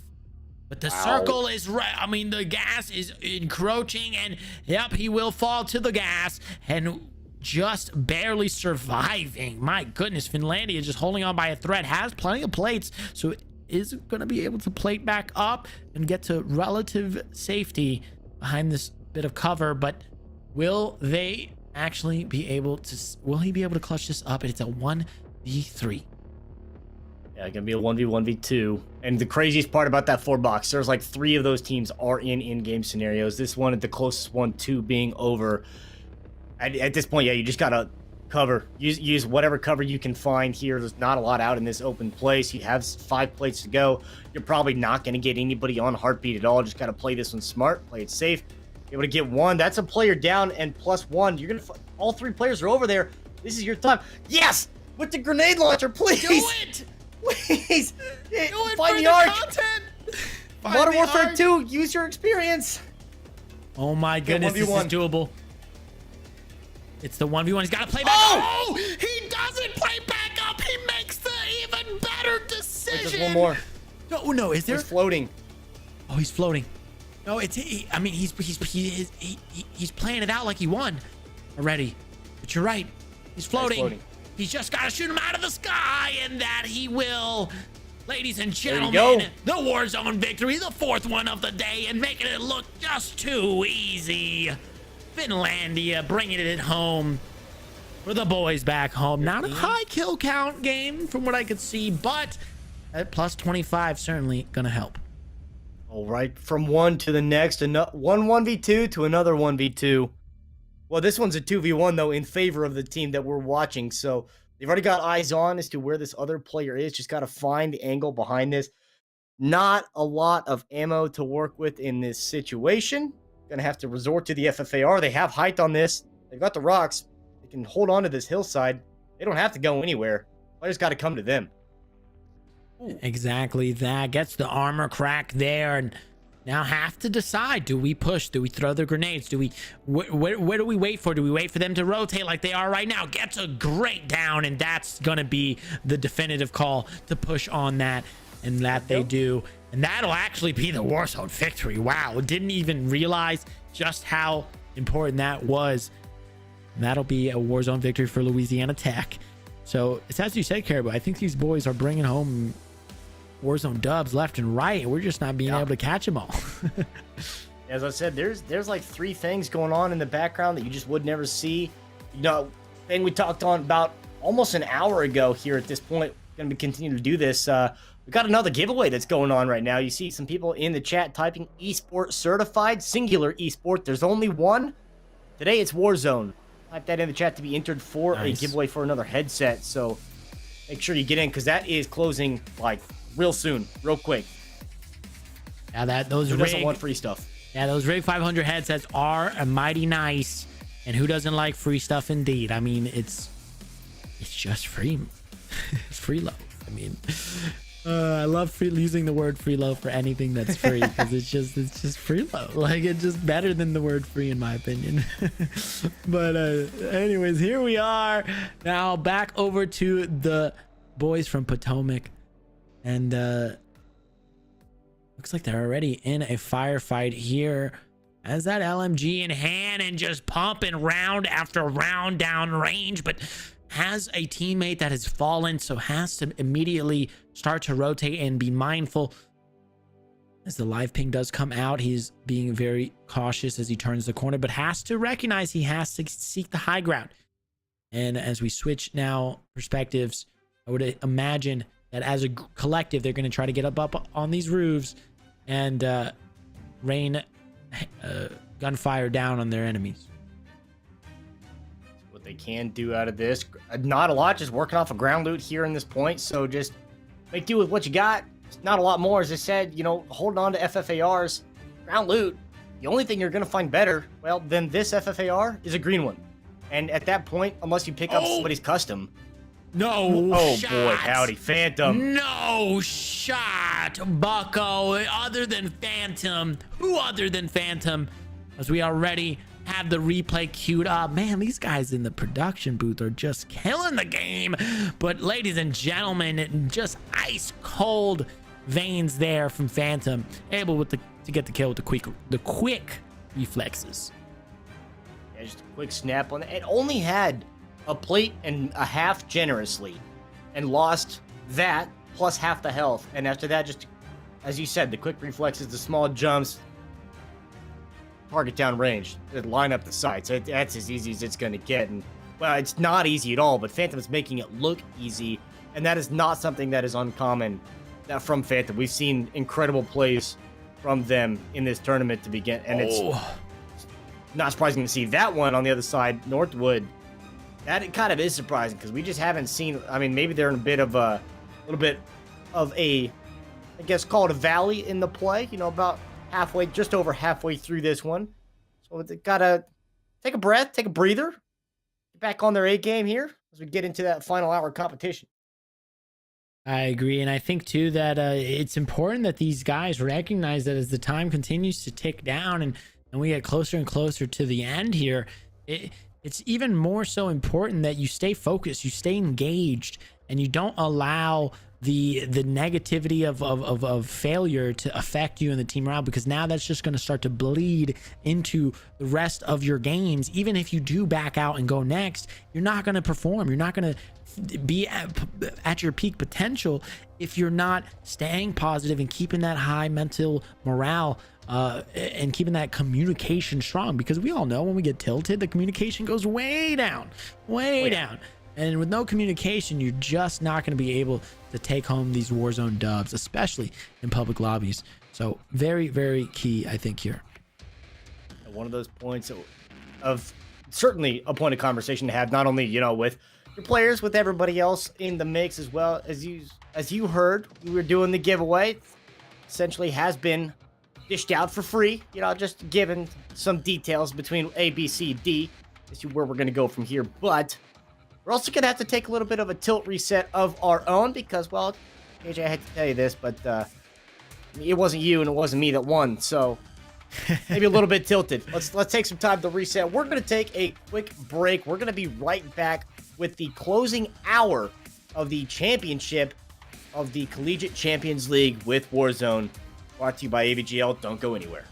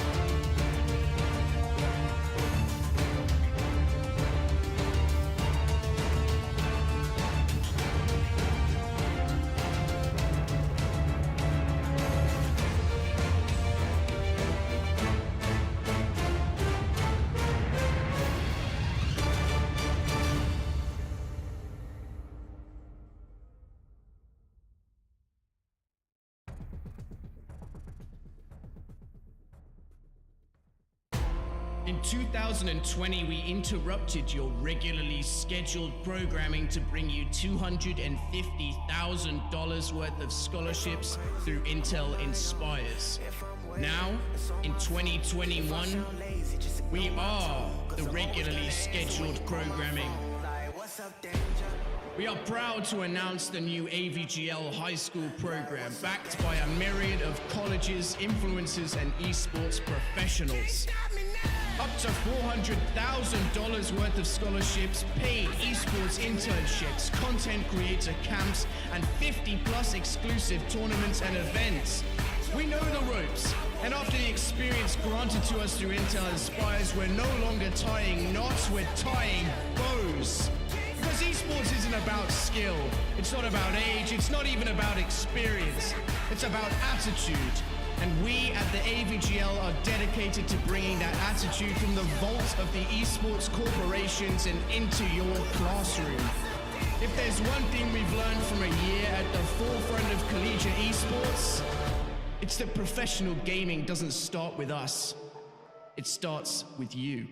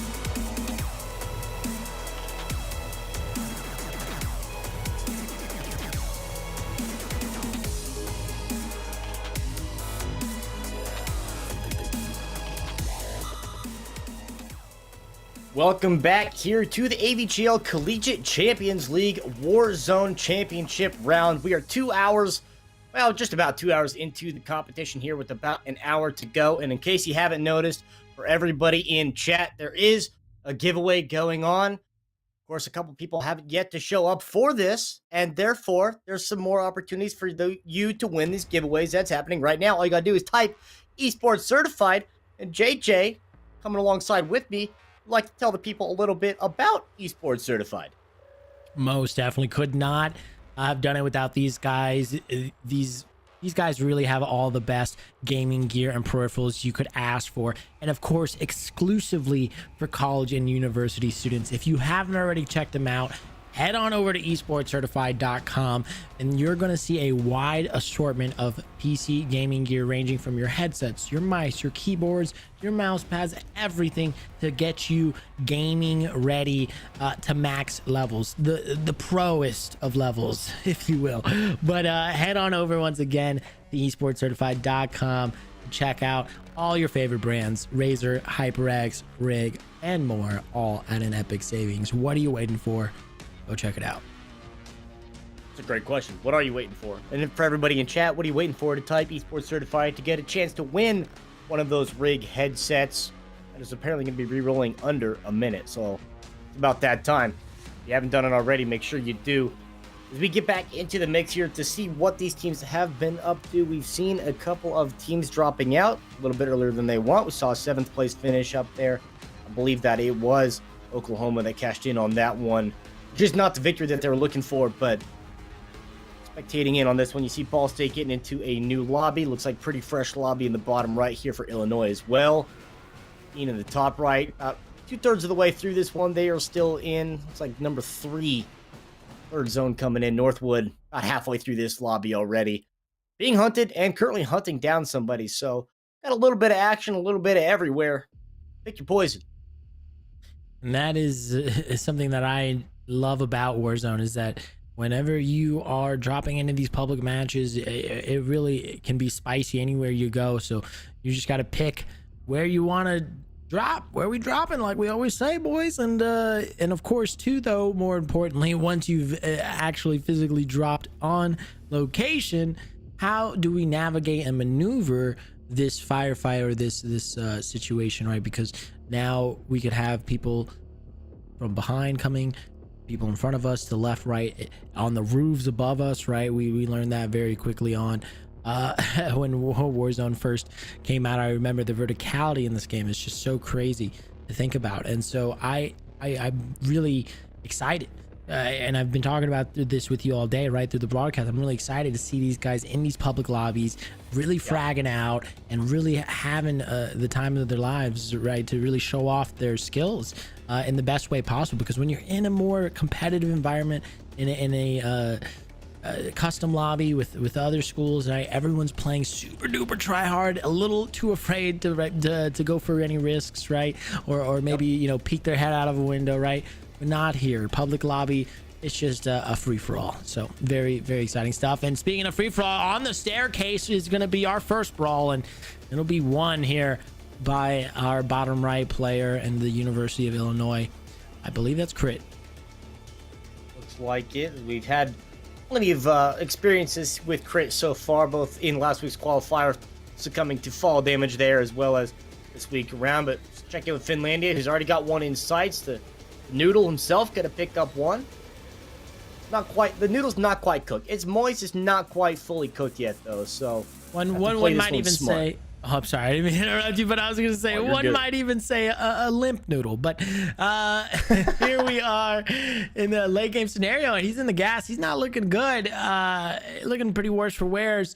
And with only him left alive for his entire squad, it's truly going to be a tall mountain to climb. Does get it out of the gas and to relative safety, but he just is in a very precarious situation now. As we take a look at the map, the circle is going to be not favoring him, and I was just about to say he was going to be walking straight into danger any way you looked at it. And what do you know, you just walked into a flurry of bullets. Yeah. Surprise, surprise. Bullets not good for your health, as we've seen over time. They're just not very good for you. There's no need to be in or around them at all. Tasty, So just but not- yeah, nice and sometimes. hot. It depends hot on- meal. certainly well prepared. I'm not one for the well done. Let's go with the medium rare. Oh but, yeah, you know. same. Actually, no. Yeah. I'm glad we can handshake on medium rare because this is truly the way steak should be eaten. And if you're eating your steak any other way, then you're just doing it a disservice. I'm sorry. Just firmly but politely ask them to leave. That's the Firmly right though. answer. Now Okay. with the sniper and the car 98, I love the car. The car's my gun, and you know I love to see some sniper action and some highlight plays. So we'll see if he posts up on a roof here and finds some foreheads. In the meantime, though, back over to Ball State, Iconic and company in what looks like to be a skirmish here, in some roof v roof combat. Able to get at least one there. Oh, And they're all of in a a sudden- trouble. Oh boy, howdy. That's just a spoon fed. And now you know there's somebody else in that building that's not dealing with this. So they just played third party to that, being able to pick off a couple with that Car 98. So that's a couple freebies that Iconic will say, yes, please, thank you very much. And still gonna have to keep an eye on this building here to make sure that not gonna get caught out any cheeky rotations. And it's like they might even be doing so much as challenging this to see what they can call in the UAV, but lo and behold, well, it's not going to be anybody that shows up inside. They're going to find someone that's pretty close by. UAVs have been used, so going to be able to, of course, take advantage wherever they can. You know, this is still relatively early in this Warzone match, so you don't have to really expect a lot of ghosts or cold-bloodeds yet, but still, obviously, have to be careful. Now, rightfully getting to the roof, as that high ground is just so ever important, and now pinging that chopper, probably going to look to just get in the chopper and just maneuver about the map. I mean, we've already discussed this at length and how movement is key in battle royales, but more importantly, too, information. I think information, being able to be really a bird in the sky and have that bird's eye view giving you all the information you need to make your next move is really just the best strategy. On top of that, just doing exactly this. Put a UAV in the pocket, get yourself elevated, try to find what move you're going to make. You know, if you're not seeing anything, if nobody's shooting at you, all right, go ahead, pop the UAV. We'll just see what we can find.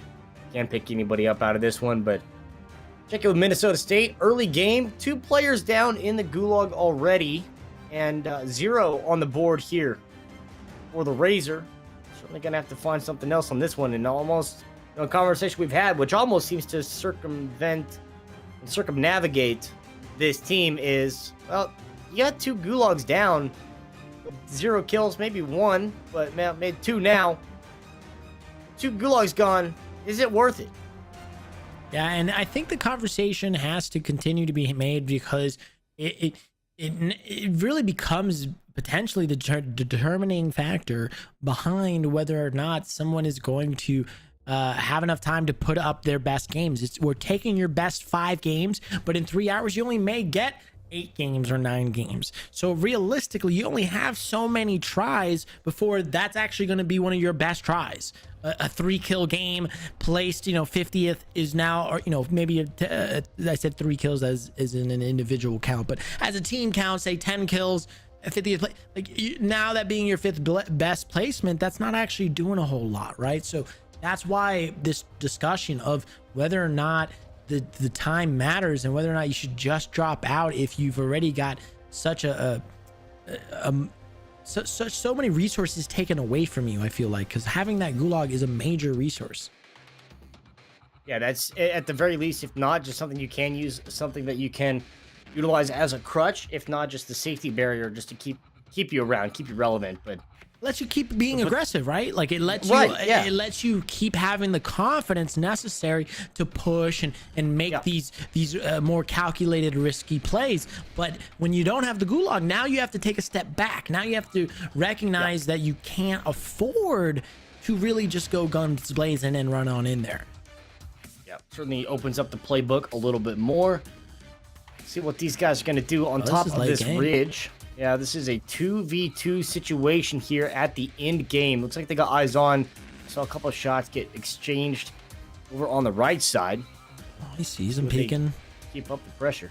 He sees him One peeking in down. the trees. Oh, he does get the down. Now, does he make the call to push? He does. Send it. Of course, you're going to have to be ready for him to peek up above this little mini ridge line here. And of course, as you push, little jump hops there, finds him, doesn't get to the tree in time. And that'll be a very easy looking Warzone victory for Potomac. And Such a smart play. Oh, definitely. Just methodical, you know? Oh yeah, I mean the move away from the high side. Granted, you have the high ground, right? That's always going to be the best. And then you continue just to maneuver yourself down. You don't just go drop straight down into the frozen lake onto the point where you're going to be lower than the other player now. Like that's just putting yourself in a bad situation. But being able to keep yourself up on the hillside, on the higher side, is going to be everything that you want to do. Plus the fact you have the MP5, just hop around, get those B hops under, and then yeah, pick up your kill. That's an easy 1-2. Oh, we're taking a look here at Ottawa, and our observers have been doing a good job of making sure we can kind of take a little peek into each team, even just for a few moments, to see kind of the status of what their Warzone game is currently looking like. And right now, Ottawa seemingly being the closest to a Warzone victory at the moment. So I'm gonna go ahead and stay with them for a bit, as there's only 10 other, well, there's still 10 other squads left, but it's only 24 other players. It's still a top 25 situation, and they've got 5 kills already on Cap Crew. I would imagine if it's similar across the board, this is looking like a 20, maybe 30 kill game, maybe a Warzone victory. That's another 55 on top. I'm sorry, actually be 64 plus 55, which would actually be somewhere in the realm of 100. But wow, makes the very aggressive call to push a little preemptively, I think, Caribou, and yeah, rightfully so, gets just immediately dispatched. Yeah, I mean, you make the right call off the beginning in the sense that you see the laser, and okay, that is the biggest reason I'll say don't utilize those lasers, particularly those lasers, because in the sense that it does give away your position. If you're just hard scoping into a window, well, now okay, just follow the trajectory. Now you know where the other player is, and yes, that's a good idea to try to push, maybe to try to finish, but in the sense of you get so tunnel visioned on the other side that okay, I've already got the down, I just got to finish this kill, ignore everything else going on around you, and then you don't happen to check the other window, in which case you wouldn't see. And in the meta like this, when there's someone with an AUG in a window and you don't have any cover within 5 meters of you, well, you're going to die because you just don't have the time to react or leave the situation. Sorry about it. Until the AUG gets changed, you have to be at least a little bit more cognizant of what you might be running into. Yeah, it's that pre-fire kind of pre-aim game, right? Like the idea that you're not going to be able to win unless you're the first to fire, right? You're the first one to get that shot down in the body of your opponent. And if you, well, by the way, SimCod's online if you didn't know, but nonetheless, you're just gonna have to be that guy that is able to be the first one to aim down sight and or pull the trigger in order to win those gunfights, especially when you know, for the most part, people are going to be running the AUG on the other side, right? So if it's AUG v AUG, well, then who's going to win? Probably the guy with the quicker reflexes, with the quicker response time, or just the better awareness, right? Like you mentioned, has the awareness to pre-aim or pre-fire an angle because he's got the heartbeat. He knows you're coming around the corner. He's got the Bose head. I was just gonna come up with some like crazy, Dr. Disrespect level style of like a reference to some headset. But anyways, the point is that you're dialed in, and that's what's gonna make or break, I think, these games. And that's, I mean, a huge point, and just knowing that, what's going on around you in the sense of not only just actually being aware in game, but also paying attention to those audio cues, because audio is such a huge part of this. And sure, it's problematic, but if you're paying attention to the audio cues, you're going to hear that zip line right there, and you're not going to be dead. Oh, that's why you didn't hear the zip line, because he parachuted in the window. I know, as we get the Never mind. Kill cam in the top right. Never mind. That's just a great play by that guy that just parachuted in the window. Good on him. Wow. By the way, ladies and gentlemen in the chat, we are doing another giveaway in just a few moments, any moment, in fact. So be sure to be dropping your esports certifieds in chat if you want to be able to win some free goodies. And of course, too, don't go anywhere, because if you're not around to receive said goodies, then we're gonna have to re-roll and give it away to somebody else. And well, there goes your luck for the year.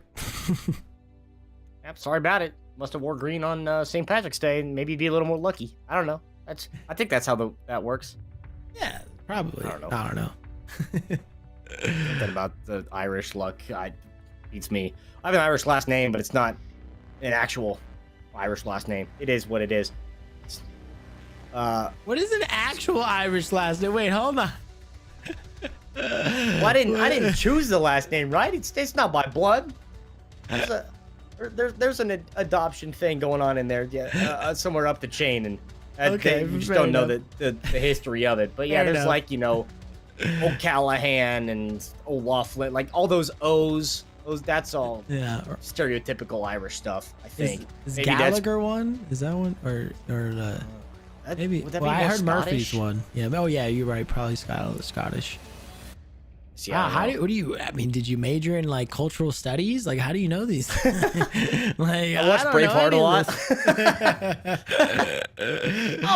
Oh, yeah. He's gonna find Little drop shot. Yeah, a little rat lurking nearby, and he's gonna fall to the rat.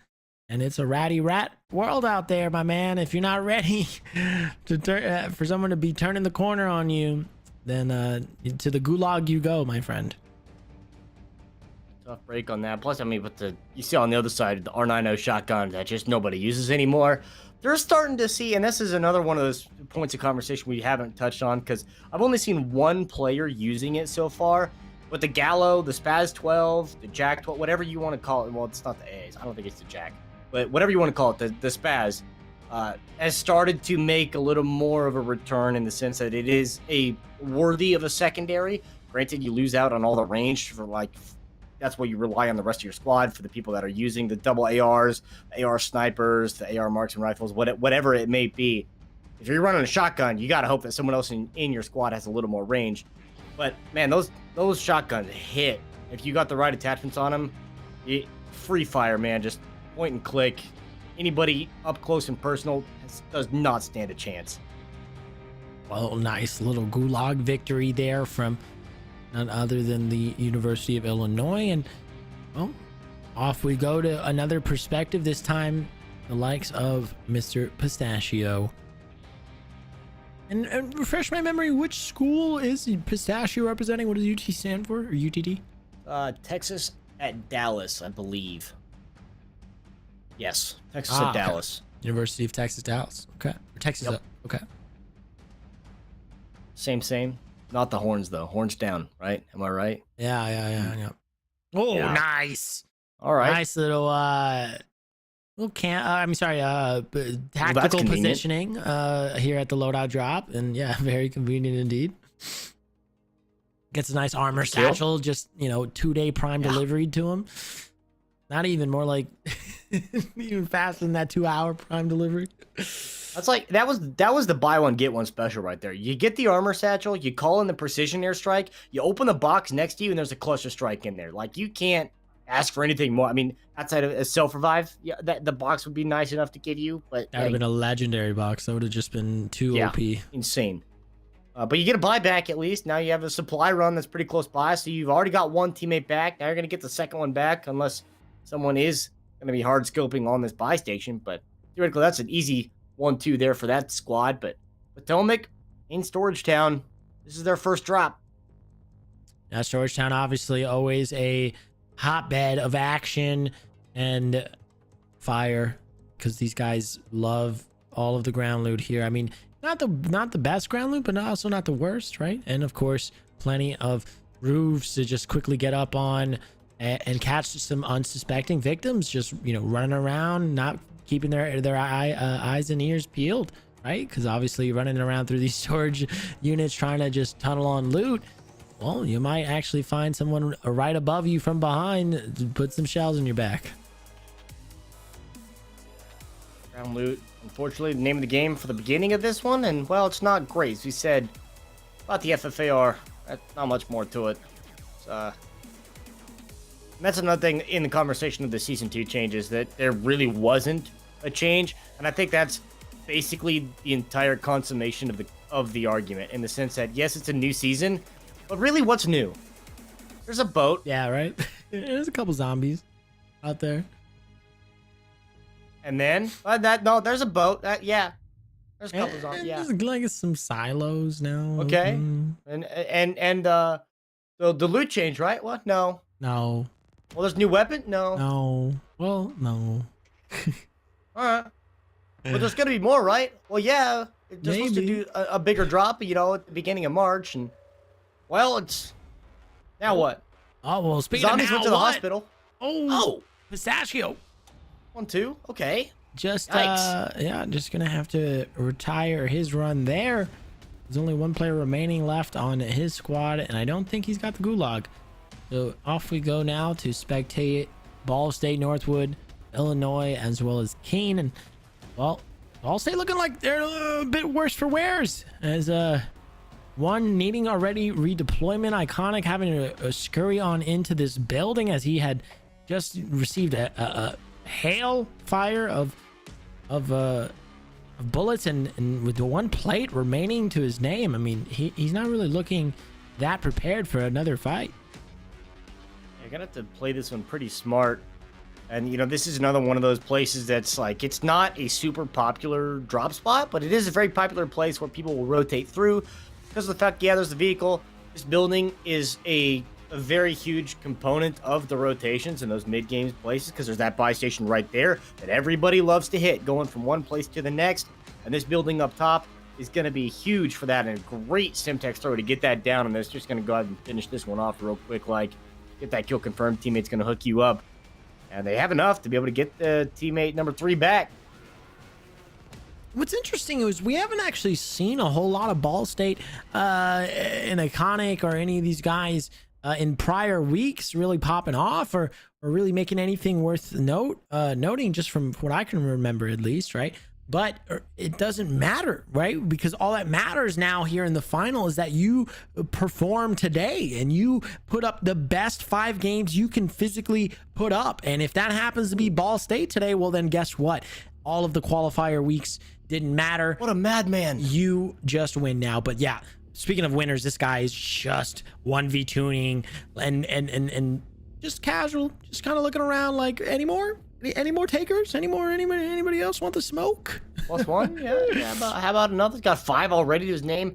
And the absolute ego on Wagyu beef to be able to swing that at a quarter health in a 2-on-1. And just, not even worried about it. Just send it and just get both kills. Whatever. It's another day at the office here for Mr. Beef. But this is a great start. You get 5 halfway through this lobby, just trying to find what more. And you can tell just by like watching players, you can just know that they're just better because of their movement, because of the fact that you can just straight B-hop over the top of somebody, flick the 180, and just laser them down, pick up all 3. Somehow, between all 3, okay, I was going to say, there's no way that between all 3 of those players, they didn't have $4,000 to get one of your teammates back. Yeah, very well executed 1v3 kind of, but because essentially, I mean, when you're in that situation where it's all up to you to bring back your teammates, you're more likely trying to play a little safer, right? You're more likely to try to prioritize bringing your teammates back than try to take exchanges or skirmishes with any teams, especially when you're outnumbered. But like you said, just absolutely fearless and a mad lad to just take that fight with full confidence and just play. And it's, as I said from before, it's because they know this is pubs. I think it's the idea that you're just going to play with the same level of confidence and the same level of aggression that you would any other day. It's just another day in the office, as you said. Yeah, and that's just sometimes, with the experience that you have on this, it's going to be easy to see if you can hit this little jump up. There is a way to do that. That ain't it. But you have a teammate up there to at least try to help out and get this, checking in with Crit and Capo. You see, they've got their 3rd Teddy in the gulag right now looking for this. And this is a team that is performing very well. And if I'm reading this right, and don't quote me on this, you can't say that this is 100% accurate because the scores are constantly being updated in this. We're almost 2.5 hours into the competition out of the 3 hours they have to play. That team right there is the one that's in first place, University of Illinois. So really going to be having to keep an eye on them as this match progresses. Told me, Carib. I wanted to guess. I was gonna say Illinois too, man. Yeah, Those guys have been Yeah, popping off.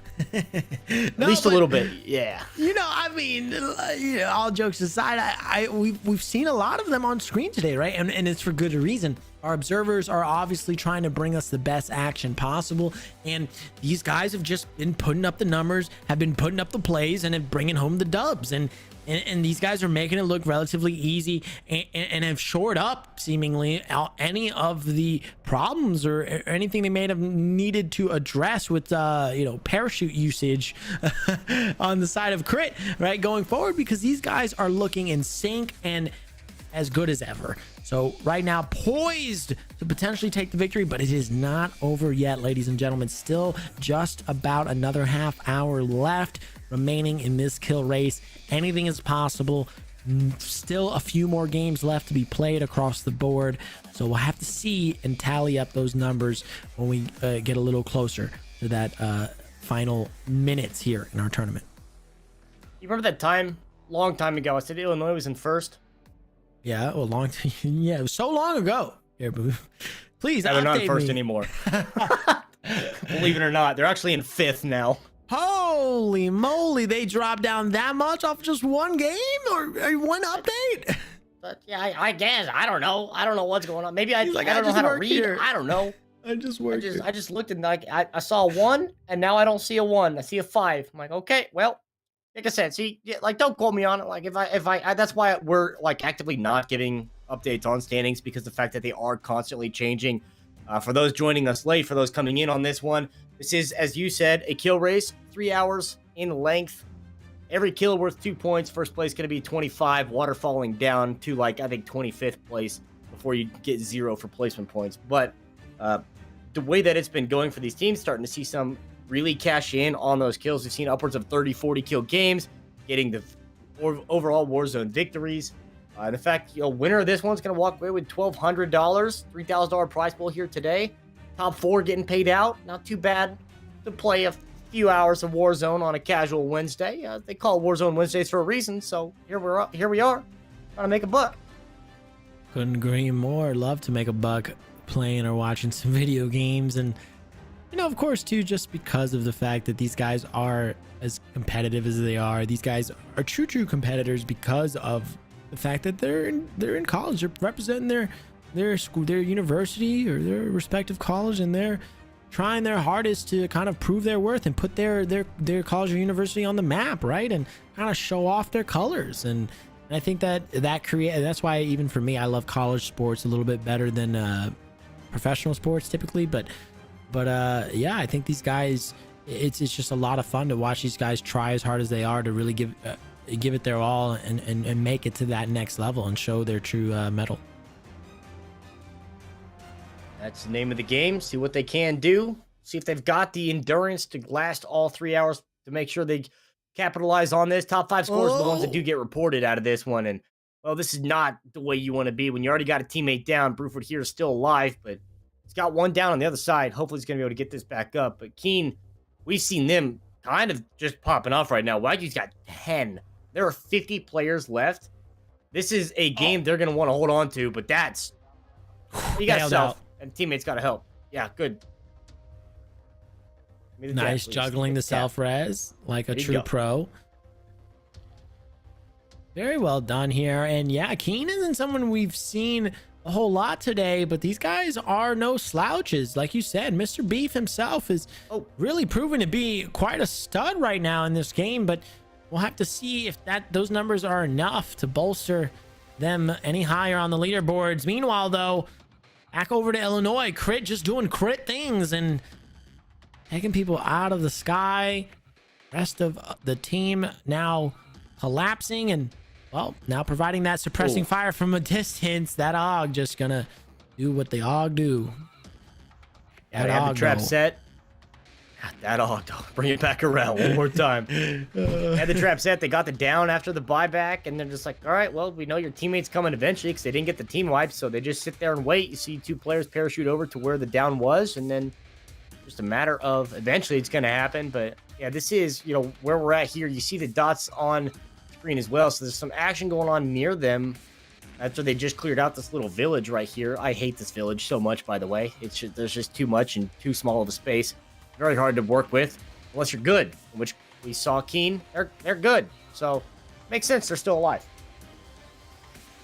Back over to Texas Dallas here, and Mr. Pistachio and company. They're in a bit of a late game scenario here. Not quite final circle yet, but with a little more than 30 players remaining. This was actually the right around the size of our full lobbies during most of our qualifiers, right? But now in a situation like this where you're in a public lobby, those numbers will begin to dwindle very quickly and very much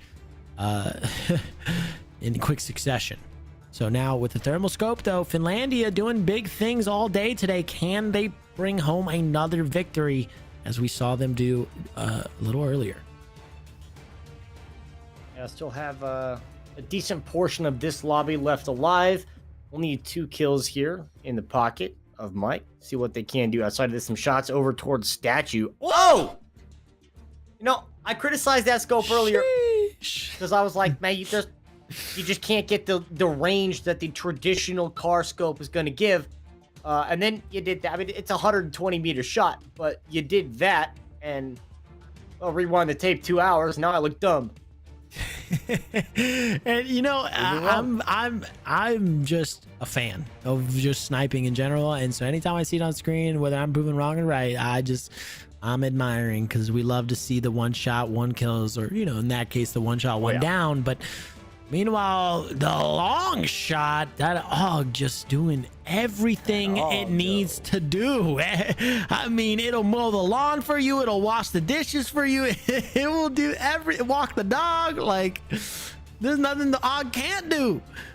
But now following Oklahoma, I'm sorry that we quickly switched, but that team was not looking very good. Now as we switch to Oklahoma though, looks like they're held up in this building. Shoddy coming back out. And apparently this is the one I saw. And that's, I mean, you look at this, looking at what you can see of that Spaz loadout is primarily on the barrel and the attachment. That is like the biggest thing, because you get the suppression, you get the extra little bit of range. You can walk into any corridor. That's why you can see holding on to this, going around the corner. You don't have to aim down sight for that. You could just full send like that. And that looked like one of those airstrikes that's just the unfortunate, notorious, no notification airstrike can be taking you out. And just like that, your life flashed before your eyes. Yeah. I think that's the way that it is. They've already used one. You're like, okay, they used one. There's no way they have to. Yeah, they got 2. Well, better luck next time. Pistachio and Snow now though back over to University of Texas Dallas, and these guys are in a late game scenario still. They are 1 less member, but with 6 other squads remaining, 14 total players, so that would mean each squad remaining is only a 2-man squad. This is a very doable mission for them, and a possible dub, but will they be able to bring it home? See what they can do. Ottawa pretty much in a fresh lobby somewhere between Pool and Storage Town, making their way towards Promenade, which is the opposite direction of where Zone's going. I was really hoping you were going to say okay. Making your way down. You had Storage Town, and then you could have just said making their way downtown, and it would have just... I mean, if they were going downtown, then I would have, but they're not. You're right, it's their fault. We couldn't actually hit them with the good pun, but nonetheless... Ottawa hasn't done a whole lot from what we've seen today, or at least we haven't been able to see them do a whole lot. We've had a few brief moments of them being on screen and seeing a couple glimpses or shimmers of brightness, but really realistically we're coming down to the wire, and unless you're really putting in the big numbers and really securing these dubs, you're just not going to close the gap now at this point. So you gotta be just running and gunning, I think. Yeah, as I've said earlier, math is not my thing. So like, yeah, there's reported numbers on the website. You can check it out, avgl.org, to try to check in to see where people you're supporting are, where they might be, what they need to do to be able to increase their standing. There are numbers there. I'm not doing the math, so let me tell you, in about half an hour, we're gonna know, or have at least a decent idea as to what the standings looking like. But for the time being, yeah, those are just some numbers to me. It's all arbitrary. Oh my goodness, here we go back over to Texas Dallas, and they're playing this so slow. 3 other squads, 6 other people. It's the same situation. Oh, one just got downed. But these guys are playing it very, very slow and very methodically. They do not want to throw away this potential victory. With 1 kill in the pocket, you need the bonus 25. But no, that is a feels bad. And before I could even build the storyline up, Caribou, they're gonna fall in 4th. And that'll be the end of their run there. But still, more games yet to be had, and they can continue to try to keep their hopes alive. But time is of the essence. And we just have a few more games left in store for us here today in our final, our AVGL Collegiate Champions League. University of Illinois, though, looking good right now in this, what looks to be a bit of a mid-game to late-game scenario here. Fifth circle. Yeah, and the point I was about to bring up is the sense of you have time for about one more full game. But then I would have been wrong, because if I'm looking at the rule set right, as long as you start the game before that 3-hour mark hits, which I think is roughly between like 5 and 10 minutes after. I don't actually know when they hit the green light to say go ahead. But as long as you are queued up, not queued, as long as the game is started, as long as people are dropping into Verdansk by the time 1 minute prior to that 3-hour mark, it's good. The game counts. So we could be going for like 3.5 hours, realistically.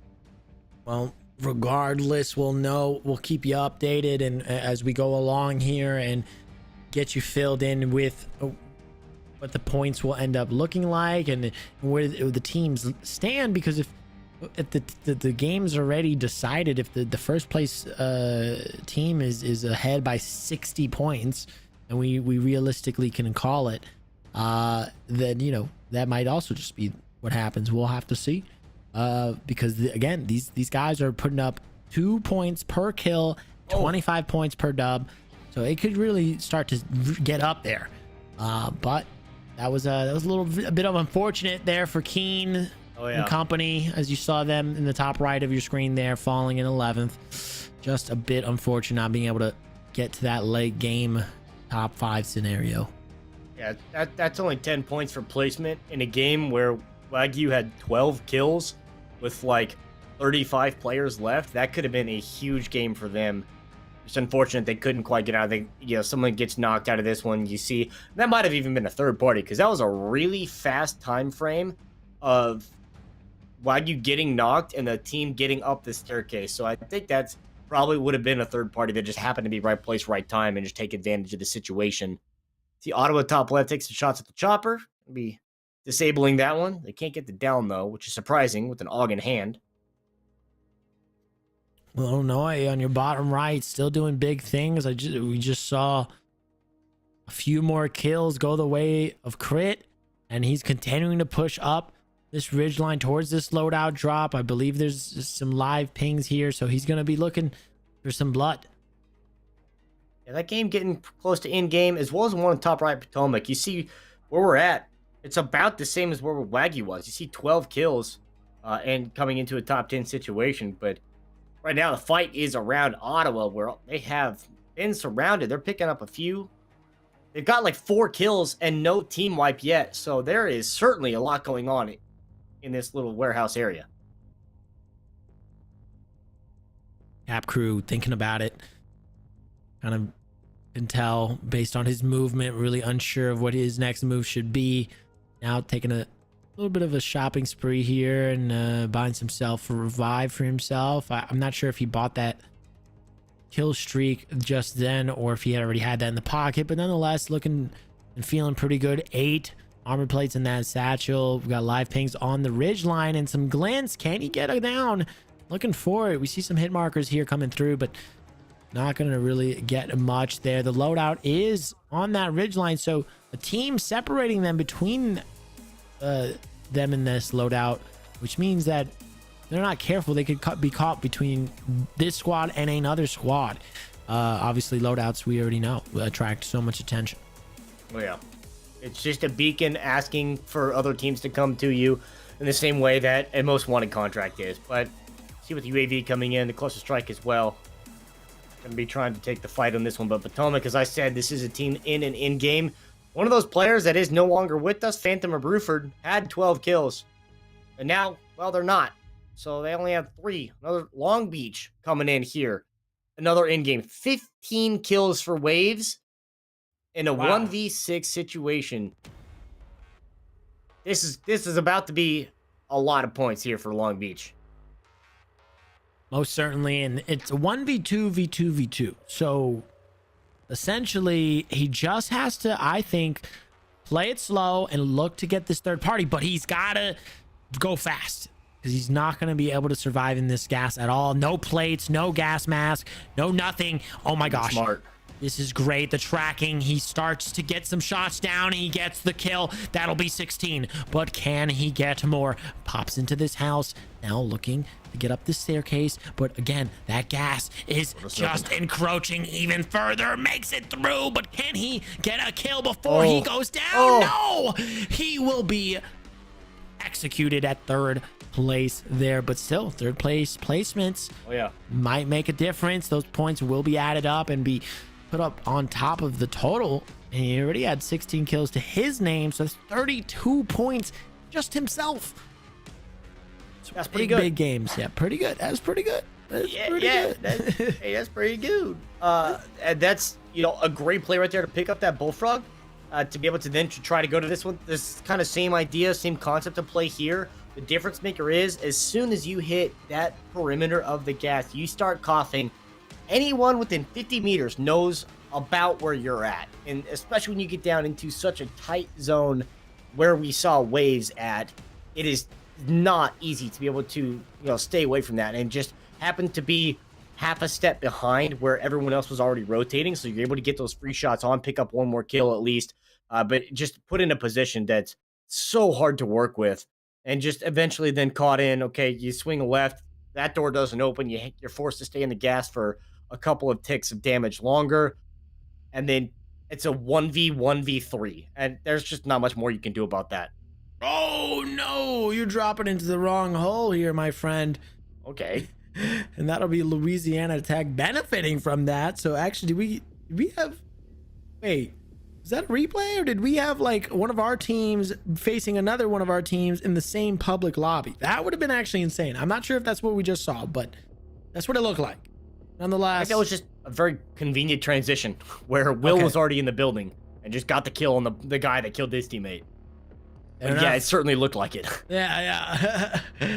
But here we are, UTD back on the screen and in a fresh game. 140 players remaining, and these guys have been looking pretty good all day, but at the same time, you've noticed they have just not been able to clutch it up and close out when it matters most. So now more than ever, with just about 15 minutes or so remaining left in this tournament, you've got to clutch it up. Like you said, if this is going to be your game, this is going to be your game. You have to be able to get as many points as possible here, because you're not going to have enough time for another one.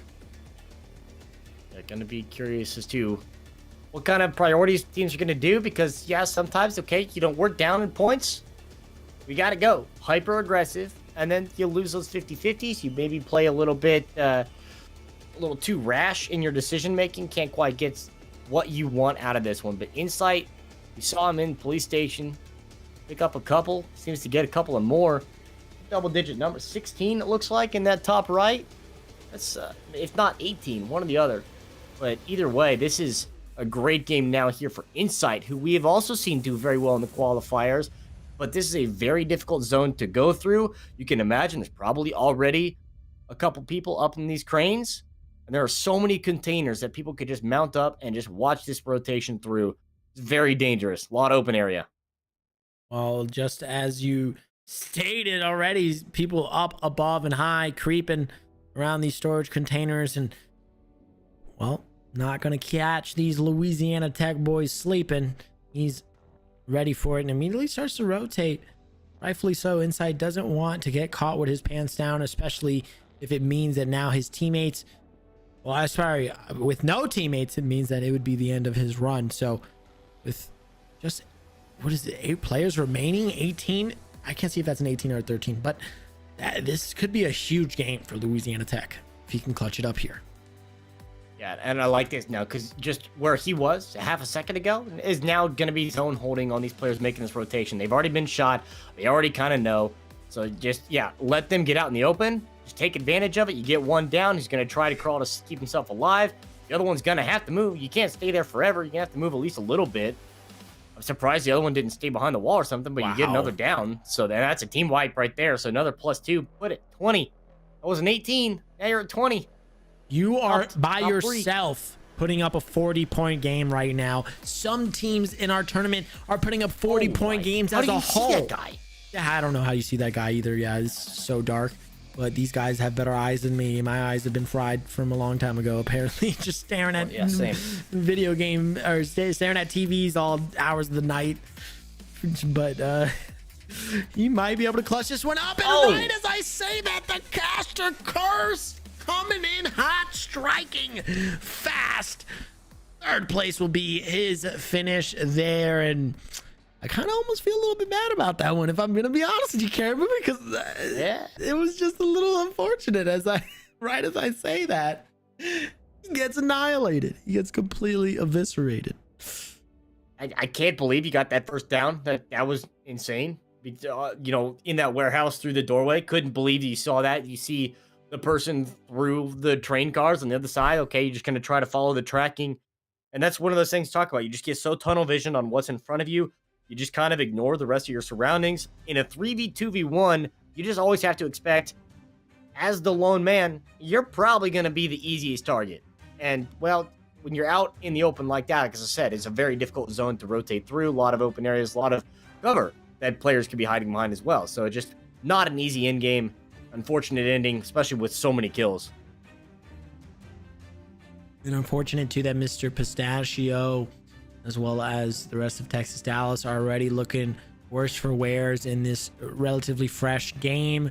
Gulags have been used, and it's just all up to one player. But in the meantime, let's go over to Long Beach as we take a look at their brand new game, and things are looking just fine for them for right now, but obviously anything can change, anything can happen still with it being so new. So I get my bearings here. It's a little difficult to do that without the mini map or without a map. They're in court? Why? Oh. I know I posed this question prior in one of our qualifiers because of the fact that it was like, you know, smaller lobbies, not full size. But even in a full size lobby, there's like maybe 2 teams that go Corey. Maybe. And if you're trying to get points out of this, I don't know. I don't see why you would, yep. I don't know. But hey, you know what? They're making it work. And if this is their dedicated drop, and what we saw Long Beach do in the last game, then this is going to work out pretty well for them in the sense that, well, until the point that you start getting crossfired on between 2 different locations, that's not what you really want to see. Stays alive, gets a nice armor break. Now going to look to push the enemy to his east here, and it's actually an enemy who's already just been downed. So he's just going to have a pick of the litter here as he gets a bunch of loot. Look out, see if he finds any foreheads. Does not, and now just kind of looking comfortable. Would like to have some more armor plates, though. Yeah, Wade's able to get picked back up. Third one left to the Gulag. F4 going to be going there. Is getting the pings out as well. So going to give the idea that, hey, there's someone behind you, but just couldn't get the line of sight on. And maybe one more drop down. And you got to think, if the player that he killed wasn't a madman running an MP7 and an AX50, maybe you get out of that one. But I don't know if I've ever seen anybody running an MP7 and an AX50. I mean, there's always there's one AR, but I've never seen anyone anymore running a loadout with 0 ARs. Hey, I mean, some people might want to double down on the sniper rifle. I mean, if they think their shots are good enough, why not? But I agree. I mean, typically it probably isn't the wisest decision to not have an assault rifle to be ready for any sort of close to mid-range combat. But MP5 in the right hands can do some work. What? Now though, Louisiana Tech in a fresh new game, getting a couple already. 3 kills actually as early as this game is, and that's going to be a great start here for Louisiana Tech. But right as I say that, 2 members currently are down. He's going to have to do this all by himself, the whole shebang and its whole troll, and he's doing just that as he gets the double kill and is getting now the res. But of course, just being a little bit apprehensive as he doesn't want to shotgun it just yet. And rightfully so, as he gets the team wipe and add 1 more to the total. Just to make note, well, until I started this sentence, 11 people in the lobby had died. Like 7 of them were to this squad right here in an insane engagement. And this is exactly why the LMGs are a feasible thing to take. And outside of, you know, the psychopaths that are like, but the Bruin, it's like, well, it's technically, no, it's basically an AR. This man has 150 bullets in this clip. You fire 50 of them already, fire 10 more at the other guy, and anyone else is thinking, okay, he's out of ammo. There's no way I swing this corner and I lose because he's got to reload. Psych, there's still 85 bullets left in that clip. You're done. That's it. There's just nothing else you can do about it. That's the argument for LMGs. But you're also going to be running incredibly slow forever. Yeah. I was going to say, I've totally been on the receiving end of that exact situation where I'm like, oh, he's reloading. And then as you get just mowed down again as you turn the corner, and you're just like, okay, well, there goes all of my logic right out the window. It's just like Team Rocket blasting off again. Just like, oh my goodness. Pain, just pain. But in the stadium now, Louisiana Tech, and again, with 5 kills already this early on, this could be a really big game for them if they can pull off a Warzone victory to boot. Now, though, back over to Ottawa as we see some skirmishes, and not too bad, as this one is also in a relatively fresh game state. And pretty early on, you know, around super off towards this. And this is, you know, one of those, like, the most stereotypical drops that you'll see anybody go that's trying to get their level of progression to the rotations, et cetera, et cetera.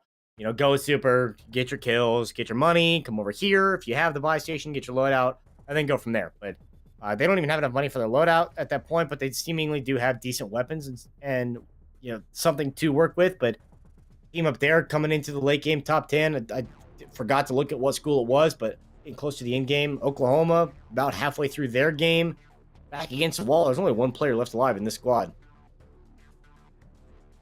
I'll take a shot. It's not worth it. Yeah, you read my mind, Caribou. It's just not worth it, dog. You are the last man alive. You need to embrace your rat-like play and sneak your way through here and try to catch people off guard wherever necessary. But oh my goodness, this is just asking for it. Is finally gonna get the armor break in the down, but is he gonna get the thirst? He gets, I think, the kill, but was it worth it? Nope. No, he doesn't get it. No, he doesn't get it, actually. Heartbreak. Actual heartbreak. Just pain meme. At a point of, you have the down, you try to get the thirst. I understand. When you're the last one alive, I get it. You know, just one of those things, like, every point matters type of deal. So I get the down. I want to get the finish. Little greedy to jump out the window after you just shot that, and you know that that's a full team, well, at least 2. As soon as you get 1, the call out's going to be there like, hey, yeah, he's there, right there. Please kill. Thanks. Save my life. Oh, now back over to Finlandia, and Finlandia's been doing some great things today. We've watched them bring home some Warzone victories. They've looked really good while doing it as well. So it's probably going to be their last game here, as I don't think they'll be able to queue up in time before the cutoff, which means that, hey, you've got 8 kills right here, or I'm sorry, 3 kills on this player right now. And, you know, if they've got a few more across the board as a team, then really your only hope is to try to focus on getting the dub, right? So maybe not try to go too aggressive and try to get every kill in sight, but instead just try to get those bonus points and get the kills that come to you. But yeah, oh yeah, Ball State really in the soup of it, as it looked like D-Day there for a second, and our observers were like, well, we'll come back to them as we go take a look at a more peaceful Ottawa. Yeah, Ottawa just on their rotation. They've already got their loadouts. Well, not so peaceful anymore. Someone's on top of the police station. You get one down and the thirst, so that your +1's going to the gulag. But yeah, that, as you said, just checking into, that was absolute chaos, with the airstrikes, 2 clusters, and in absolute insanity. And now with Ottawa trying to find their own little level of aggro here in this one, you get a hit marker on the Simtex, not much more. Something else going on right now that is in the chat is that last giveaway we have. You've seen a handful already do it. Esport certified singular. Take example of almost everybody. The only one you don't take example of is D-Runs. You put the first one, he put an S, but you corrected it. Good job. Type that in there. Get entered for the giveaway. Another headset, the 4th one. And make sure you stick around for it, because we've already had it a handful of times where we've had a winner and they just weren't here. Well, we are now here at our final minutes of this round, which means that realistically, unless anyone is able to queue up into another match in the next few minutes, these are the final matches of each of these respective teams, and I'm sure they recognize this as well. So it's do or die. It's make or break. You've got to bring home the dub. Who can get away with that in our 4x? One more time. Ball State, you see the bottom left in that in-game. 12 players left, only one of them that we're watching, and that's Iconic, who's already done quite a bit in the competition here this evening. Going up towards this late game, just trying to max out on those points. You said it's about that time. Like, you either got to figure it out now or just throw it in the towel and just start another game. But that time is over almost. You see Long Beach as well getting quite a few. A couple beatdowns in the feed that has taken the place in the bottom left. Well, was taking place. I gave him praise, and then it's almost as if every time the casters try to give some sort of focus or some broadcast time over to a team, it's just like it immediately just they have the worst luck attached to them. Yeah. Finlandia now in the gulag. Last man standing. The other 2 members already consuming their gulag. So it's kind of up to you, Super Pants. Throws out the flash. Will he get the kill? No, he does. And wow, that was actually huge for Finlandia to keep their hopes alive and keep this game alive for them, as it is their final one. Yeah, they got only a small handful of squads left. About 40, 50 players left in that lobby. Northwood here in the top 30. Half the lobby's gone. You see 4 kills on our singular spectator right now.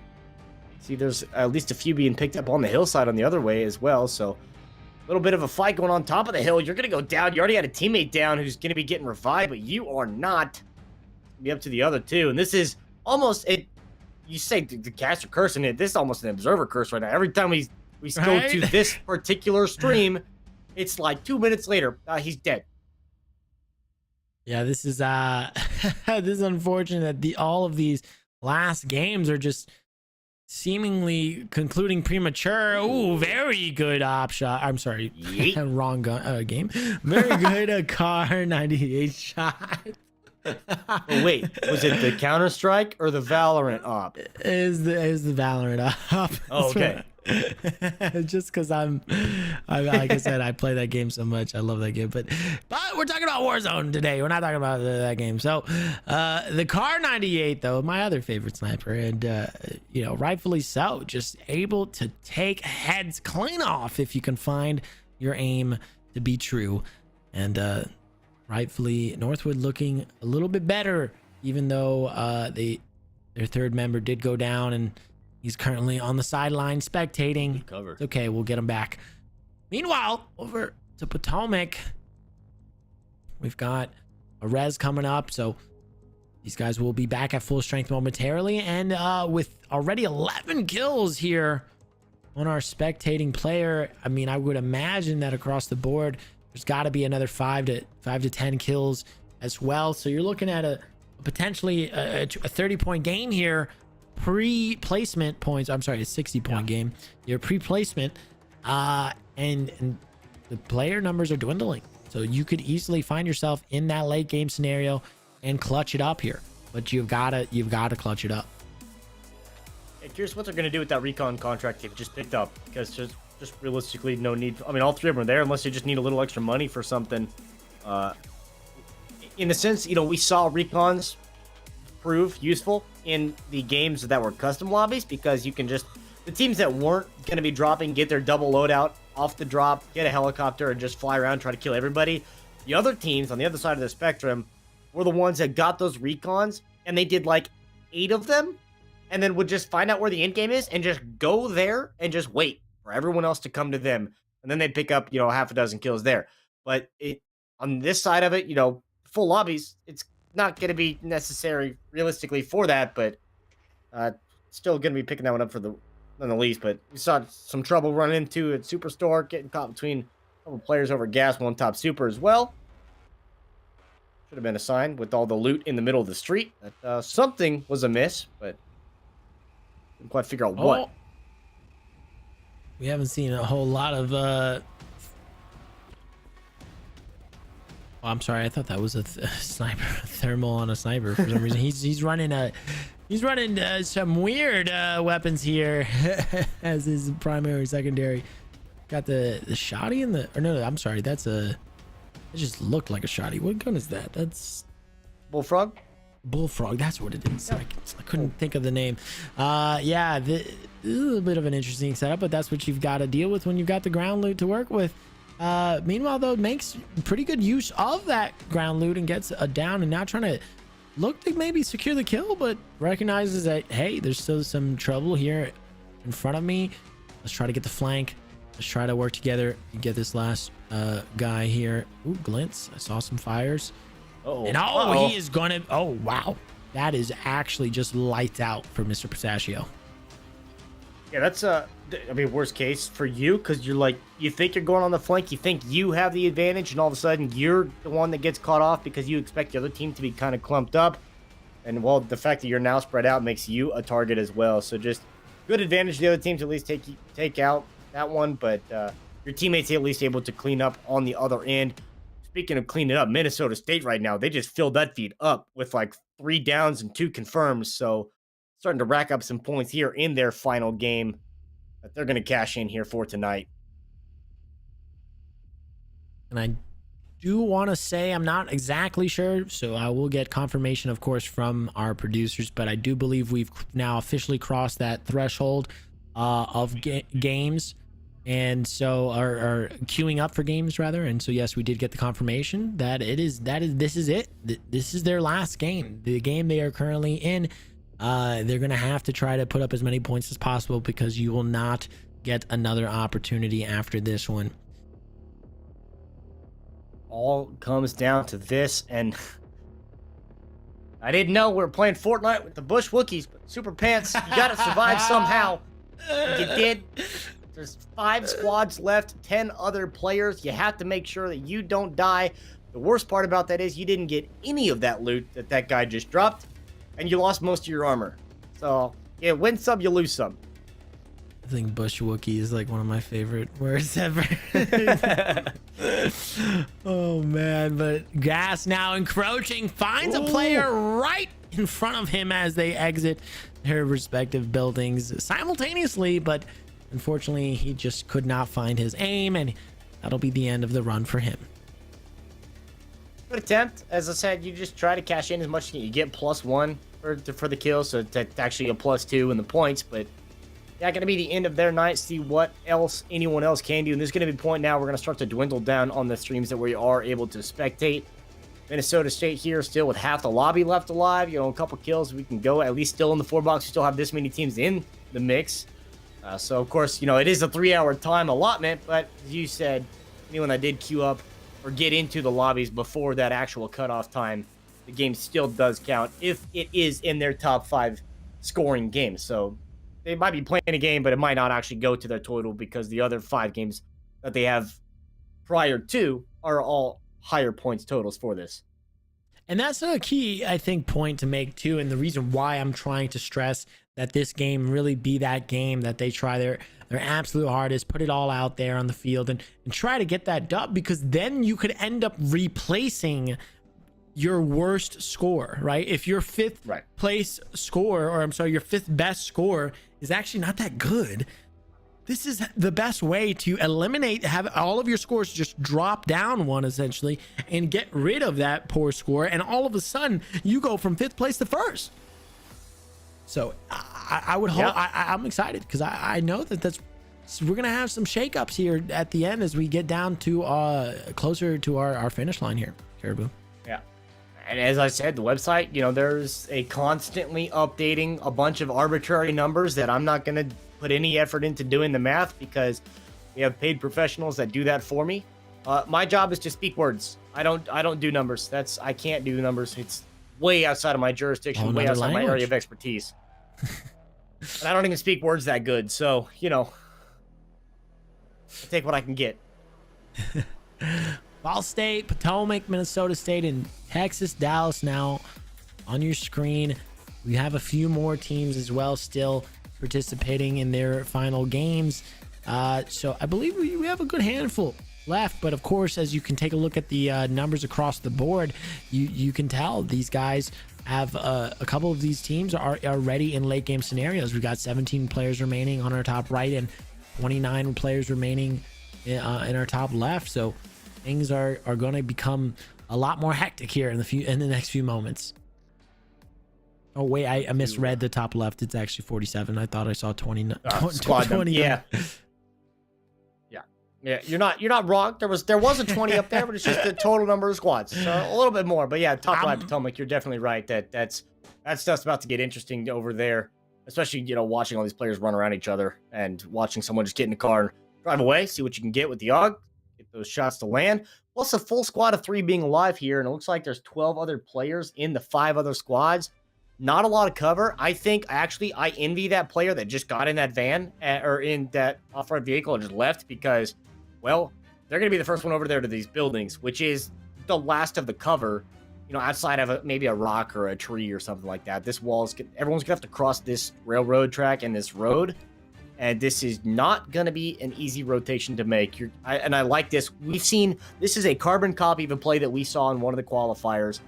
Take the outside lane all the way around to follow the gas, make sure there's not going to be anybody sneaking up on the other side, and just make sure that you're in the clear and keep as much distance between you and those people that are already over in that area. Exactly that. And this is a very, very eerily similar play to one we've seen in past. And it's true that recognizing the ability or the real actually advantage of keeping the gas to your back and being mindful of just what's in front of you is going to increase your chances by a lot of succeeding and staying alive, because right now in this late game scenario you just want to stay alive. You don't need to get every kill, you just need to be the last one standing. Yep. See what they can do with that. As you see, we're going back to the 4x. Northwood still alive in a late game. Looks like they've got a little bit to work with there, but UTD mid-game situation. Oklahoma getting up on that late game. See Louisiana Tech getting in the same point late game. Potomac still in this now. Made it into the buildings, actually, so it's getting interesting now where they have the cover. All 3 of them still alive. 7 players between the 3 squads. Theoretically, they should have numbers advantage for most of there's probably a full squad in the mix here. But this is a pretty ideal positioning for Potomac, as long as there's not anybody in the windows to the left side or anyone that sneaks in this building to get some cheeky shots off. Keeping his eyes peeled on this staircase and really just the entrance to this building. And this is what you do. This is how you handle this late game situation. And in this final circle, again, the patience is what's required here. And we'll see if it pays off for them in the end. Meanwhile, though, Louisiana Tech taking their place here on screen. And like you mentioned already, getting a little bit closer to that late game scenario. Only 40 players remaining, and looks like there's already a few kills on the side of Louisiana Tech. What I can sort of tell, it looks like that's it. Unless that's a goose egg. Can you just help me out? Is that a goose egg? That's 6. I think that's a 6. Okay, all right. That's what I thought I saw, but I didn't want to look like a complete fool by saying 6, and it's actually just a 0. But here we go. Louisiana Tech again, I feel like has been the team, one of the few teams besides maybe Illinois, to really just put up really good stuff here and really good numbers. But in the meanwhile, let's talk about Potomac, because they're really in a hairy situation right now. Yeah, they start to challenge this building. They get shot. A really good rotation here by Phantom to get back out, try to go back around the other side. Looks like his teammates were trying to clear out the building. At the same point, and all of a sudden you're getting down. I think I saw someone at the door in the building that's like right behind him, but we'll see what the move is. Good play right there to get that one. We're down to single-digit players. 8 left alive. Outside of 1 we're spectating. That's 5. They should have numbers advantage for the rest of this. They just have to make sure that they stay in the gas, don't get caught out. This is their game to win. Most definitely, Caribou. With 13 kills, to Phantom is poised and ready to secure him and his team into the winner's circle. But will it be enough? The gas continuing to encroach, and one more player exiting the cover. Now going to put the gas mask on. As he continues to push forward. Oh no is right. Dangerously low. Health is ticking, but he does survive. Only for a few more moments though, Caribou, as he gets taken down. Nice. One player left. He gets it. Potomac gets the victory. And that will be an extra 25 on top of what I believe to be probably about a 30 or so kill game across the board for those guys. So very big final game for Potomac. I think I saw 17, a 7, and a 5. So that's outside of that plus the victory. So that's a phenomenal finish right there. Great teamwork as well to push that wall. And I think, that's the expected point where you just lay down and like, okay, that is the last of the actual cover that anyone has to work around is that wall. As soon as you see the barrel of that gun stick around the corner, you're like, okay, now I know. 100%. Take the shots. You get the first one. You get the second one. Your teammate makes the gas play to flush out the third. You turn the corner, you get tagged from behind. Okay, well, now they think that they have the jump on you. Your teammate, you get the live, you get the comms and the death camera. Like, hey, okay, he's on my body, just laying down. Just turn the corner, swinging, spraying. Easy win. Phenomenal play. Well done. Very smart across the board on that in-game situation for Potomac. I guarantee that's going to be in one of their top 5 scores. No doubt, and a well-deserved victory for them, and potentially even a victory here as a whole. We just don't know yet. Obviously points are still being tallied up, but more importantly, these guys are just putting up numbers that are getting increasingly higher and higher, right? These guys that we've started to see 10, 13, 15, 16 kills in total, and we had 20 kills on one individual earlier, right? So I think it was, I'm not sure who it was actually now. My memory is that of a goldfish, but nonetheless, the point is that we actually could have so much shaking up in the leaderboards right now that it really could be anybody's match or tournament win here. We just have seen too many Warzone victories. We've seen too many good placements here on screen from a plethora of teams that this one's going to be a tight race, I think. Definitely going to come down to it. And as you said, still updating constantly, just trying to figure out what's going on in this one. And that right there is why you don't take the burst rifle up close and personal, because you need that fully automatic. You just swing it, you expect the fully auto, and well, even with the AUG, it does not matter how strong that AUG is. In a close range like that, your fully auto is going to win out almost every single time, unless you just absolutely dome them. But unfortunately, you swing there with the M16, which is unfortunately half as decent as the AUG. And you're really not going to win that close fight with a fully automatic weapon on the other side of it. Yeah, and well, with 35 players remaining, it's now Pistachio and the University of Texas Dallas in a late game scenario, right?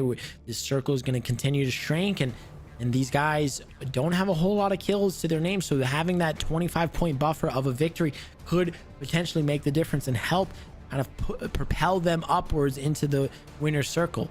And that's kind of like where I'd be also having my mindset for me and my team.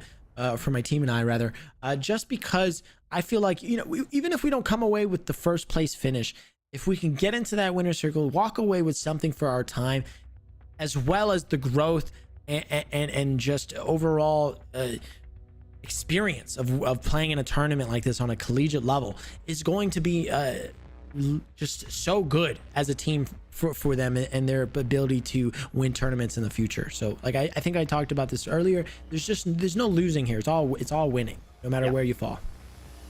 Yeah, absolutely. And just the constant experiences that we have to be able to do tournaments in this classic sense, and bringing in collegiate esports in general is just a phenomenal showing. And this is all conversation that you can have on the throwaway as we close out the show. But getting into these final games, we saw Oklahoma there into the top 30 up on the ridge, and that's going to be a difficult end game that they're going to have to deal with.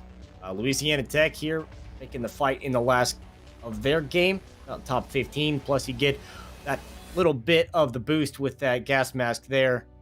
See what Texas at Dallas can do, making the ladder play, trying to make the slow play challenge up top.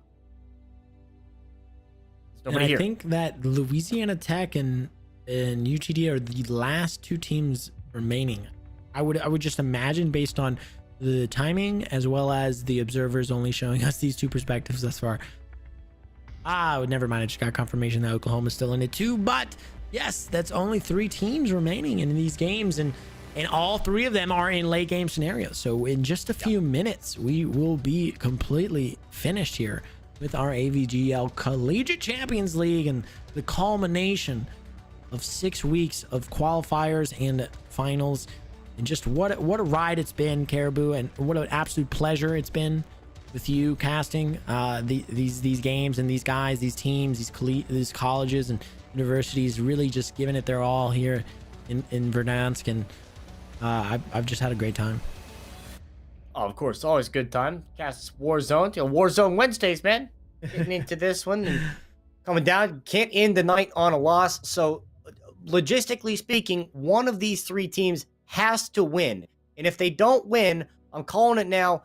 Start the tournament over. We're going until we get a win. I don't have that power. You don't. Could you imagine if I did? I mean, we might be here for a little bit longer then, because these boys might be a little tired. I'm sure these guys have been playing for hours, and obviously as gamers, we can play for hours on end, no problem. But it is a bit of a different experience, and I'm sure if you've also experienced any sort of tournament play, it's just different, right? You're more engaged, you're more focused, you're also engaging more of your mental fortitude, right? You're now becoming much more mentally fatigued because of how much focus is going to be required of you to play at the highest level. So these guys, have been playing at the highest level they can play for the last few hours. It's exhausting, I'm sure, to be at this point at the near end of this tournament, and trying to still get every little point possible and also secure a victory. I mean, it takes a great deal of mental fortitude to be able to make that happen. On top of the fact that just sometimes Warzone's really tilting, right? It's just exactly. It's a lot to but take it's BRs. Let's be honest. And then you do it for 3 hours, and maybe after game 2 you're like, I don't want to do this anymore. I hate this. I'm gonna play this game again tomorrow, but I hate this game. I don't want to be here anymore.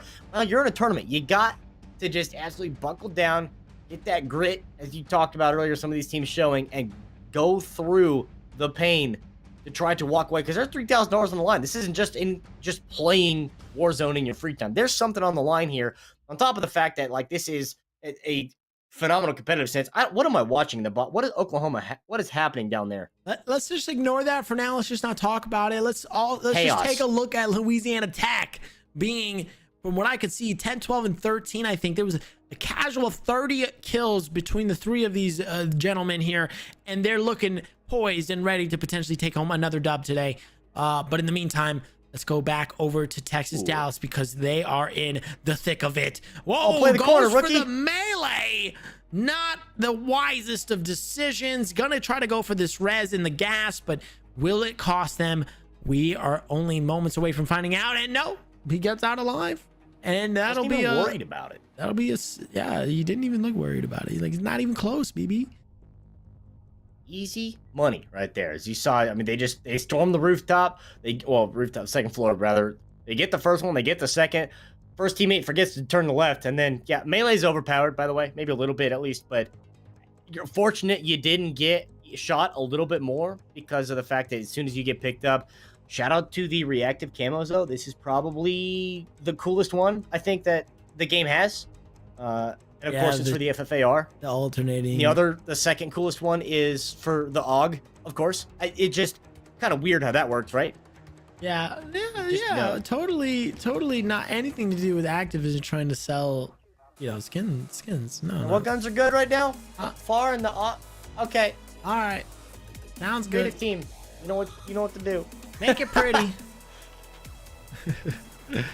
Make it colorful. Now storming the buildings, trying to clear out each building, rightfully so. Don't want to catch anyone lurking and lying in wait for you and to get your back, because then once they've got your back, it really can become problematic if another squad joins in and now you're the victim of a third party. There's that AUG skin we love, or that AUG reactive, and it does look pretty. It does I like the gold tint on it. I was just about to say that gold, and it's not like perfect gold, it's like rustic gold. It's like nice, looks good. Yeah, I think that's the thing that I do love about that, and this is just a complete aside in the sense that, hey, by the way, you're in game trying to win the game. Yeah. Beyond that, like, oh, hey, by the way, 2 kills. Yeah, sure, whatever.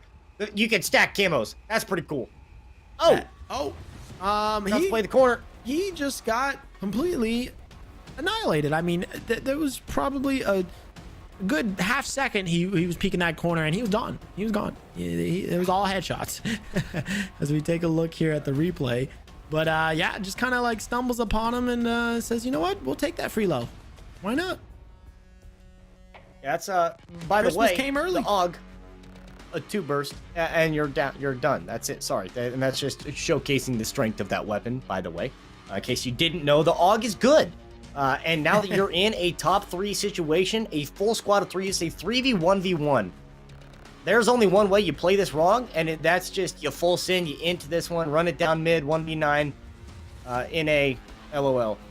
And I don't think they're going to do that. I can't see this team doing it. No, yeah, these guys are playing very, very intelligently, and also, can I just mention why now? Like, why did you guys take this long to look this good? Like, not to throw too much shade over at the boys of Texas and Dallas, but I mean, come on, guys, you guys are this capable, making it look this easy as they take home the Warzone victory. And where was this all day? We saw countless times Pistachio and the boys fall prematurely before even getting to top 10 situations. And they made that final game when, truthfully, it mattered the most, look really good. And they get that Warzone victory. So we'll see how it plays out in the end. But, oh, wow, Louisiana Tech, not like this. Falling ever so short. If you're not first, you're last, Caribou. Not really, though, obviously, in our tournament. But it still hurts so bad to be that second place finish, to be that first loser. But I think that does it. That does conclude our day, Caribou. Hey, that's a pretty good game to end on, though. They got 32 kills in the second place. And, you can't end on a loss. So technically, they're not done. They have to keep playing until they get a win. Granted, it's not going to be part of the tournament, but that's just the rules of Warzone. They have to keep playing. Sorry if it's like 10:30 at night over there. And yeah, school tomorrow. Yeah, class tomorrow morning at 7. Well, that's just the nature of the beast. But yeah, that was finally all said and done. We did get a Warzone victory out of those last 3 schools. I'm not sure what happened to Oklahoma. We saw a little bit of the chaos of the melee around that off-road vehicle, and just like everyone was missing everything. Not really sure what was going on there. I don't want to call them out or anything, but that was a little sloppy, a little messy. Wondering if they did walk away with the victory on that one while we were spectating the other 2. But a good way to conclude the night, getting a first and a second place finish. A lot of kills under both of those teams' belts. I couldn't agree more with you, Caribou. And I think that we came into the day today with the broadcast at the top of the broadcast, hoping that we were going to see a lot of Warzone victories, right? Seeing the transition from our old format to our newly final format of public lobbies, kill race, best 5 matches wins it. I think this was a very healthy change for the final, and it showed us that these guys came to play, and these guys are going to play their style and how they know to play best and what works for them and how they know to succeed. And we saw just that. And I think we saw more Warzone victories today than we saw probably all throughout the qualifiers combined. And that just goes to show the level of an indifference of play these guys are going to execute on when they're playing in just a public pub stomp lobby, and in contrast to when they're playing in a custom lobby with other collegiate level squads that they know these guys know how to shoot their guns, they know how to play the game of Warzone. So that real kind of balancing of the scales and making things a lot kind of easier on these guys here in our final week, I think spoke volumes to their ability to succeed and bring home these dubs. Absolutely. And the conversation we had with Thugger, I think after the first qualifier, you know, with the lobbies being smaller, there's adaptations to be made in the gameplay style. Transitioning from the qualifiers into the finals made for a completely different experience in the grand finals. Finals are over. We haven't done the numbers yet. I'm not doing the numbers. There are smart people doing the numbers. I'm not a smart people. So we are going to take a quick break. And when we come back, we're going to be having a little bit of a +1 joining us on the desk, as well as hopefully getting you some of the results. Don't go anywhere. The AVGL Collegiate Champions League Warzone Edition. We'll be right back.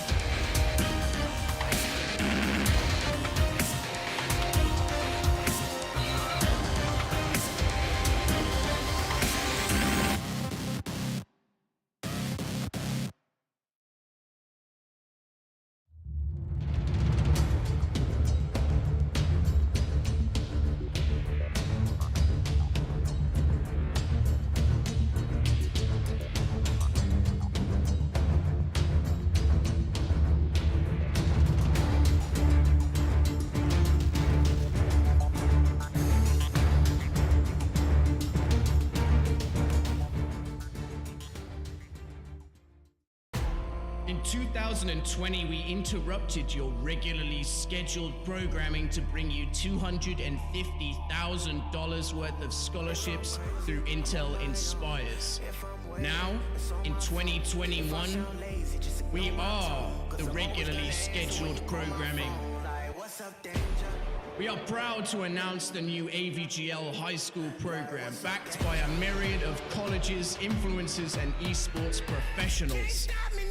Up to $400,000 worth of scholarships, paid esports internships, content creator camps, and 50+ exclusive tournaments and events.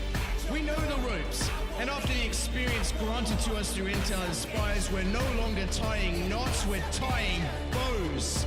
Because esports isn't about skill, it's not about age, it's not even about experience, it's about attitude. And we at the AVGL are dedicated to bringing that attitude from the vault of the esports corporations and into your classroom.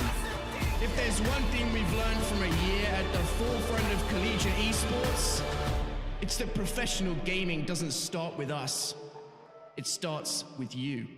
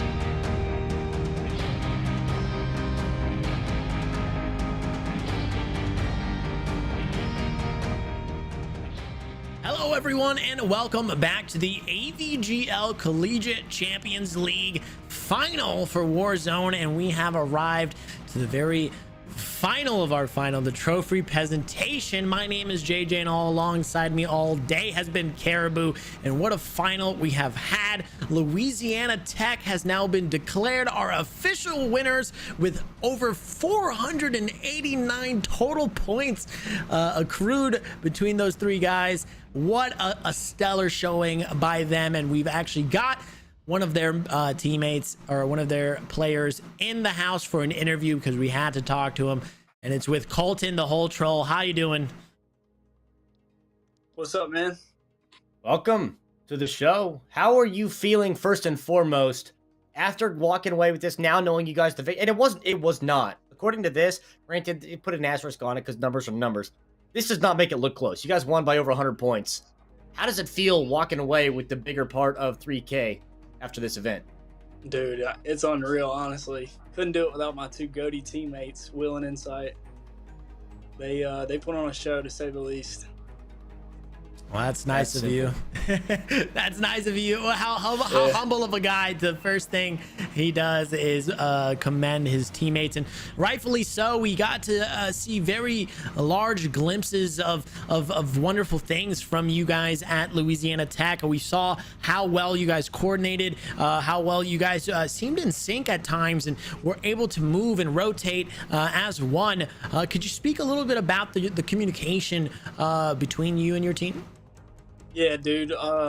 We started out slow, but like in the games, we just had to find our rhythm, find that pace. And once we got going, and it was hard to get us stopped, bro. Like we were clicking and finding UAVs, finding cash, and we were just clicking on the map, man. They know what they're doing, so it was easy to follow suit. Wholeheartedly, having trust in your teammates is a huge part of Warzone. That's why I hate playing Warzone, because there's a couple of my boys that I play with that I can't rely on them to win their fights or, give me those good comms. But you guys obviously got something working out for you here. Yeah, for Can sure. you talk on what the difference is between playing in the qualifiers, where you're playing in the custom lobbies, significantly smaller, versus going into the finals? What's that difference like between then and now? When the custom lobbies, it's just like so much of a slower pace. Like you have to really like pick your gunfights and like pick what playstyle you're going for. I mean, obviously you're going for a high kill game, but you want to place good at the same time. So in the custom lobbies, we just kind of had to focus on what we were doing at the time. Like if we had a slow start, we would just kind of take our time and play for placement. But in these public matches, just like, dude, it was like running and gunning. And once we found that pace, like I said, it was like just hitting stride and rolling. Well said. I mean, we got to see some crazy good plays, as well as some big numbers be put up by the likes of yourself as well as your teammates.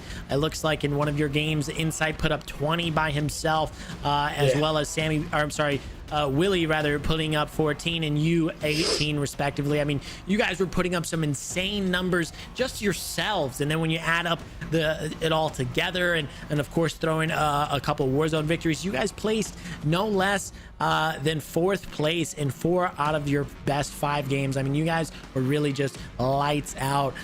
Do you feel like it's because you guys have so much synergy as a team, and you guys just work so well together, and it's kind of a match made in heaven? Or what do you feel like is really the X factor behind why you guys are playing so well today?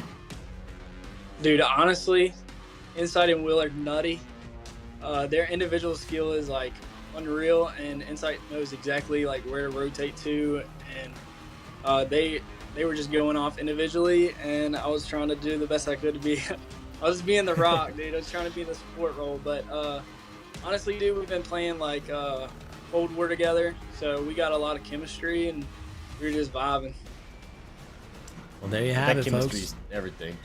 That's a huge part of this. Playing in this game, in the AVGL Collegiate Champions League, you guys are the champions now, by the way. I don't know if you want to like put that on your resume or something. You guys are the collegiate champions. Whatever. It is what it is. Nothing too crazy. Just another day in the office, right? Right. Yeah. Just super easy stuff. What can you talk on the experience of playing in something like this, like the opportunity? Because like Scholastic Esports is starting to really come around, and you see all of these college tournaments popping up. what kind of experience was this for you guys, and what kind of opportunities does this provide to people in your position? Dude, this is so cool. Like, honestly, whenever we heard about this, we were hyped. And, I mean, I'm excited to see what the future holds for esports and collegiate stuff like this, man. It's like super cool to see it growing, and it's exciting for y'all, I'm sure, to see it growing too. And I just want to thank y'all for putting it on for sure. Well, there you have it, folks. Colton, the whole troll, and Louisiana Tech, your winners. Thank you so much for this interview. Do you have any last words or shout outs you want to give before we let you go? Dude, shout out to Inside and Will. They're some goats. Well, there and you shout have out to y'all. Appreciate y'all.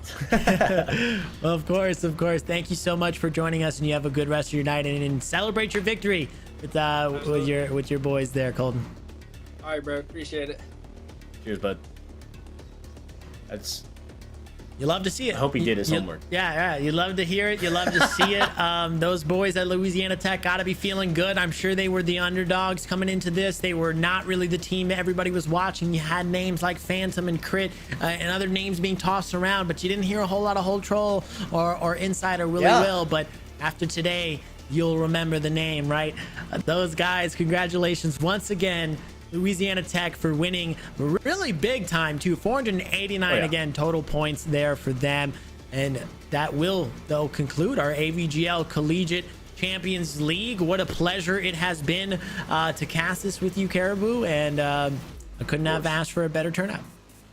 I couldn't ask for anything more. Especially shout out to all the people behind the scenes working to put this together, all of our observers doing a phenomenal job, the entire production crew. As you said, Louisiana Tech walking away, pretty good finish right there. Illinois in second, with Cal State, the Long Beach edition, in third. And then I think Northwood is going to be the one that came out in fourth, which is another team we're watching a lot. So shout out to all of the schools participating, particularly those 4 that will be walking away with some pocket change at the end of the day. Like you said, another day at the office, but I can't complain. I got nothing to complain about, right? I just watch guys play Warzone for 3 hours and, make a little pocket change on the side. So shout out to them. Shout out to, as I said, everyone behind the scenes, plus Esport Certified, that huge collaboration with them that has all of that A-list content, quality, beautiful peripherals, you name it, at a reduced rate, right? Exactly. Shout out to them. Everybody. You can't beat it. esportcertified.com. Go check them out. They were giving out headsets all day today. And of course, they're going to be continuing to give out the epic savings. So head on over, check them out. And that will do it, though, for all of us here at the AVGL and the Collegiate Champions League for Warzone. My name, JJ, and of course, Caribou alongside me. Signing off. Thank you guys so much, as always, for watching. And until next time, we'll see you. Have a good night.